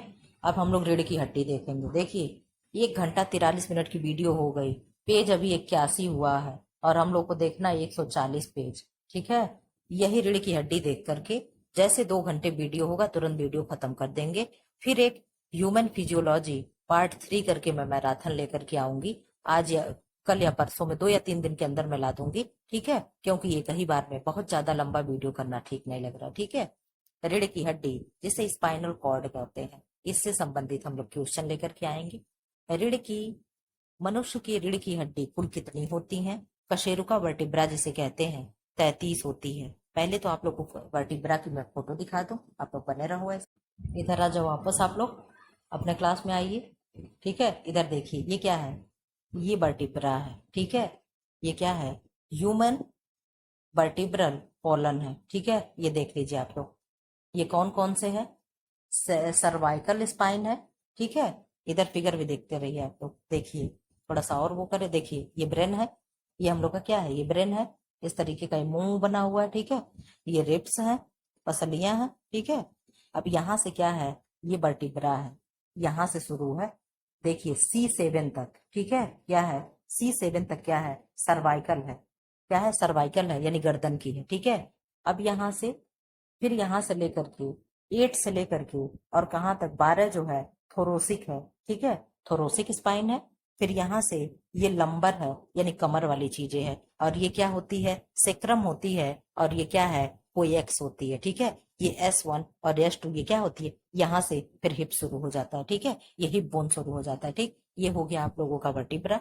इसको एक बार और जूम कर देना, आप लोग देख लो, स्क्रीनशॉट लेना हो तो ले लीजिए, या आप लोग को बहुत ही अच्छे से पढ़ना हो तो आप लोग इसको पढ़ सकते हैं एक एक गिन करके कि कौन कौन क्या होता है, ठीक है। अब यही आप लोग इधर देख लो, इधर क्या है, सर्वाइकल स्पाइन, देख लो कैमरा चल रहा ना, ठीक, देखो सर्वाइकल स्पाइन, ठीक है, फिर थोरोसिक स्पाइन, फिर क्या है, लंबर, और यहाँ से देखो यहाँ क्या हो गया, ये चीजें शुरू हो गई, ठीक है। इधर देख लीजिए पैर की हड्डी, में बार बार केवल ऐसे ही बताती हूँ, यहाँ देख लो, ये क्या है, इलियम है, यहाँ पे हड्डी, ये क्या है, ये कुल्ले वाली हड्डी है, ठीक है। अब इधर देख लो, यहाँ फीमर हो गई, ये क्या हो गई, पटेला हो गई, ये टिबिया हो गई, ये फिबुला हो गई, टिबिया मोटी है, फिबुला पतली है, ठीक है। ये देखो टार्सल्स है, ये मेटाटार्सल्स है, ये फैलेंजेज है, ठीक है। आप लोग ऐसे बने रहो। अब मैं लाई हूं तो दिखा ही दूं, देख लो इधर, ये क्या है, थाई है, यानी फीमर है, ये पटेला है, फिबुला है, टिबिया है, ठीक है। ये एंकल ज्वाइंट है, यानी यहाँ पे एंकल ज्वाइंट है, ये नी ज्वाइंट है, ये हिप हिप ज्वाइंट है, ठीक है। ये आप लोग सब लोग देख लो, यहाँ टार्सल्स, मेटाटार्सल, फैलेंजेस, ठीक है। आज आप लोग का क्लास क्या है, फिगर वाला होगा। यहाँ देख लो टाइप ऑफ बोन्स है, सब आप ही लोग के पढ़ाने के लिए रखे थे। देखो क्या है, एवरेज एडल्ट 206 बोन होते हैं, लॉन्ग बोन 90 होंगे, शॉर्ट बोन 28 होता है, फ्लैट बोन जो होता है 36 होता है, और क्या है, सीमोइड बोन 4 होता है, और ये क्या है, इरेगुलर बोन्स क्या होते हैं, 48 होता है, ठीक है। एक बार जूम करते, आप लोग देखते रहिए, ठीक है। देख कर रात में डरिएगा नहीं प्लीज, ऐसा तो नहीं कहोगे मैम ला करके भूत दिखा दे, ठीक है। ये देख लो, अब इधर देख लो, मानव शरीर की संपूर्ण हड्डियां, इधर देख लो कैसे कैसे हैं। खोपड़ी में 206 लेकर के खड़ा है कि 206 है, बाय बाय कर रहा है। इधर देख लीजिए आप लोग क्या है, स्कल यानी खोपड़ी में 22 हो गई, एक सेकेंड, इधर देखो 22 हो गई खोपड़ी में, वर्टिब्रा 26 हो गई, यानी रीढ़ की हड्डी 26, रिब्स और स्टर्नम पसलियां 25 हो गई। इधर देख लो, ये क्या है, ओसिपिटल ओसेसल यानी कान वाली 6 हो गई, हाइड वाली गले वाली 1 हो गई, ठीक है। फिर देख लो नीचे अपेंडिकुलर में 126 होता है, देखो ऊपर कितना होगा, एक्सियल 80 बोन्स होते हैं, तो जो कमर से ऊपर से ये जो होता है हिस्सा इतने में 80 होगा, ठीक है, कितना होगा, 80 होगा। और नीचे जो हाथ पैर हो गया दोनों लेकर के, ये कितनी होती है, 126 होती है। तो अपर में कितनी होगी, 60 होगी, यानी यहाँ देख लो, क्या होगा, पेक्टोरल गार्डन 4 होगा, ठीक है। फिर क्या होगा, आर्म्स एंड लेग्स होगा, यानी हाथ और पैर 60 हो गया, ठीक है। फिर अब इससे ज्यादा जुम नहीं होगा क्या, कुछ हो ही नहीं रहा है, नहीं होगा शायद। अब इधर देख लो, फिर पेल्विक गार्डिक 2 हो गया, फिर लेग एंड फिट हो गया 60, ठीक है। अब इधर यहाँ देख लो, ये क्या है, मैं आप लोग को बता रही थी ना कैल्विक क्या होता है, देखो यही कैल्विक होता है, ठीक है। स्कैपुला ये हड्डी होती है, ह्यूमरस ये है, ये क्या है, रेडियस है, ये अल्ना है, ये फीमर है, ये सारी चीजें आप ऐसे देख लो। ये क्रेनियम है, ठीक है, बहुत अच्छा तो नहीं है लेकिन देख लीजिए क्या है, मैंडिबुलर मैंडिबल है, ठीक है। मैंडिबल यानी जबड़े की हड्डी को मैंडिबल कहते हैं, ठीक है। इधर देख लो सब आप लोग, ये रहा आपका हड्डी, ठीक है। यहाँ देखिए और भी कुछ है क्या, स्केलेटन है। अब इधर से यहाँ देख लो, ठीक है, ये चीजें आप देख लीजिए। अब यहाँ से हम लोग अपने क्लास पे आ जाते हैं, ठीक है, एक सेकंड दीजिए। ठीक है, अपने क्लास में हम लोग वापस आ गए। अब आप लोग पढ़िए, ठीक है, फटाफट आंसर अब देते चलिए। मनुष्य की, पहले सुन लीजिए, जो लोग क्लास को सब्सक्राइब ना किए सब्सक्राइब कर दें, ठीक है। चैनल को क्या करें, वीडियो को लाइक कर दें और क्लास को शेयर कर दें, ठीक है, तब क्लास शुरू होगा। मनुष्य की रीढ़ की हड्डी में कुल कितनी कशेरुकाएं होती हैं? तो 33 होंगी, ठीक है। कुल पूछा है रीढ़ की हड्डी में कितने भाग होते हैं? तो 5 भाग होते हैं। आप लोग अभी पीछे देखे हो। रीढ़ की हड्डी सबसे ऊपरी भाग क्या कहलाती थी? सर्वाइकल कहलाएगी, आप लोग देखे हो। सर्वाइकल क्षेत्र में कितनी कशेरुकाएं होती हैं? तो 7 होती हैं, आप लोग देखे हो। थोरोसिक रीजन में कितनी कशेरुकाएं होंगी? 12, ये भी आप लोग देखे हो। लंबर क्षेत्र में कशेरुकाओं की संख्या कितनी है? 5, ये भी आप लोग देखे हो। फिर सैक्रल रीजन में कितनी कशेरुकाएं हैं? 5 है, ये भी आप लोग देखे हो। फिर क्या है, प्लोक्सीजियल रीजन में कितनी कशेरुकाएं हैं? 4 है, ये भी आप लोग पीछे देख करके आ रहे हैं। रीढ़ की हड्डी का कार्य क्या है? तो तंत्रिकाओं का संरक्षण, तंत्रिकाओं को संरक्षण देना। रीढ़ की हड्डी जिसके अंदर स्थित होती है वो क्या है? मेरुदंड यानी वर्टिब्रल कोलम है, ठीक है। इधर आ जाओ। रीढ़ की हड्डी का मुख्य कार्य क्या है? शरीर को संतुलन देना, ठीक है, यानी शरीर को बैलेंस देना। रीढ़ की हड्डी के बीच उपस्थित तरल पदार्थ को क्या कहते हैं? तो क्या कहेंगे? सेरेब्रो स्पाइनल फ्लूइड कहेंगे, ठीक है। रीढ़ की हड्डी की सहायता से शरीर में कौन से संकेत भेजे जाते हैं? तो विद्युत तंत्रिका संकेत भेजे जाते हैं। रीढ़ की हड्डी किस तंत्र का भाग है? तंत्रिका तंत्र का भाग है। रीढ़ की हड्डी किसके द्वारा सुरक्षित होती है? तो कशेरुकाओं के द्वारा सुरक्षित होती है। स्पाइनल कार्ड कहाँ से शुरू होता है? मस्तिष्क की मेडुला से। आप लोग देखो ना, यहाँ ब्रेन से ऐसे शुरू था, ऐसे शुरू था, आप देखेंगे, देखें वही वाली चीजें यहाँ से जो शुरू क्या है, स्पाइनल कॉर्ड से शुरू होता है, मस्तिष्क से। रीढ़ की हड्डी का निचला भाग क्या कहलाता है? तो क्या कहलाएगा? कोसिक्स कहलाता है। क्या कहलाता है? कोसिक्स कहलाता है। रीढ़ की हड्डी किस आकार की होती है? ऐसा आकार की। आप लोग इस तरीके की कुछ संरचना आप लोग देखे होंगे, ठीक है। तो कैसी थी? ऐसा आकार की थी, ठीक है। सर्वाइकल क्षेत्र की पहली 2 कशेरुकाओं क्या कहलाती हैं? तो एक्सिस और क्या है? एटलस कहलाती हैं। रीढ़ की हड्डी में उपस्थित कुशन जैसे भाग को क्या कहते हैं? तो डिस्क कहते हैं। स्पाइनल कार्ड की लंबाई औसतन कितनी होती है? 45 सेंटीमीटर होती है। स्पाइनल कार्ड का अंत किस भाग में होता है? तो लंबर में अंत होता है। स्पाइनल कार्ड में पाए जाने वाले मुख्य तंत्रिका तंतु कौन से हैं? तो आप कहोगे मोटर सेंसरी है, ठीक है। अब क्या है, रीढ़ की हड्डी का दर्द किस समस्या का संकेत होता है? तो क्या होगा? स्लिप डिस्क में, ठीक है। रीढ़ की हड्डी की आकृति का उद्देश्य क्या है? लचीलापन और झटका अवशोषण, ठीक है। अब यहाँ लार से संबंधित हम लोग 15 प्रश्न हैं। अब इसके नीचे और भी अभी प्रश्न बने हुए हैं, हम लोग इसे नेक्स्ट वीडियो में पार्ट 3 करके लेकर आएंगे। अब यहाँ से चीजें आपको पार्ट 3 वीडियो में मिलेगी, ठीक है। फिलहाल क्या करें, ऐसे ही चैनल को क्या करते हैं, शेयर करते हैं, वीडियो को शेयर करते हैं, चैनल को जो सब्सक्राइब ना किए सब्सक्राइब करते हैं, वीडियो को लाइक कर दे और कमेंट बॉक्स में कमेंट करके जरूर बताएगा कि क्वेश्चन कैसे थे। Thanks for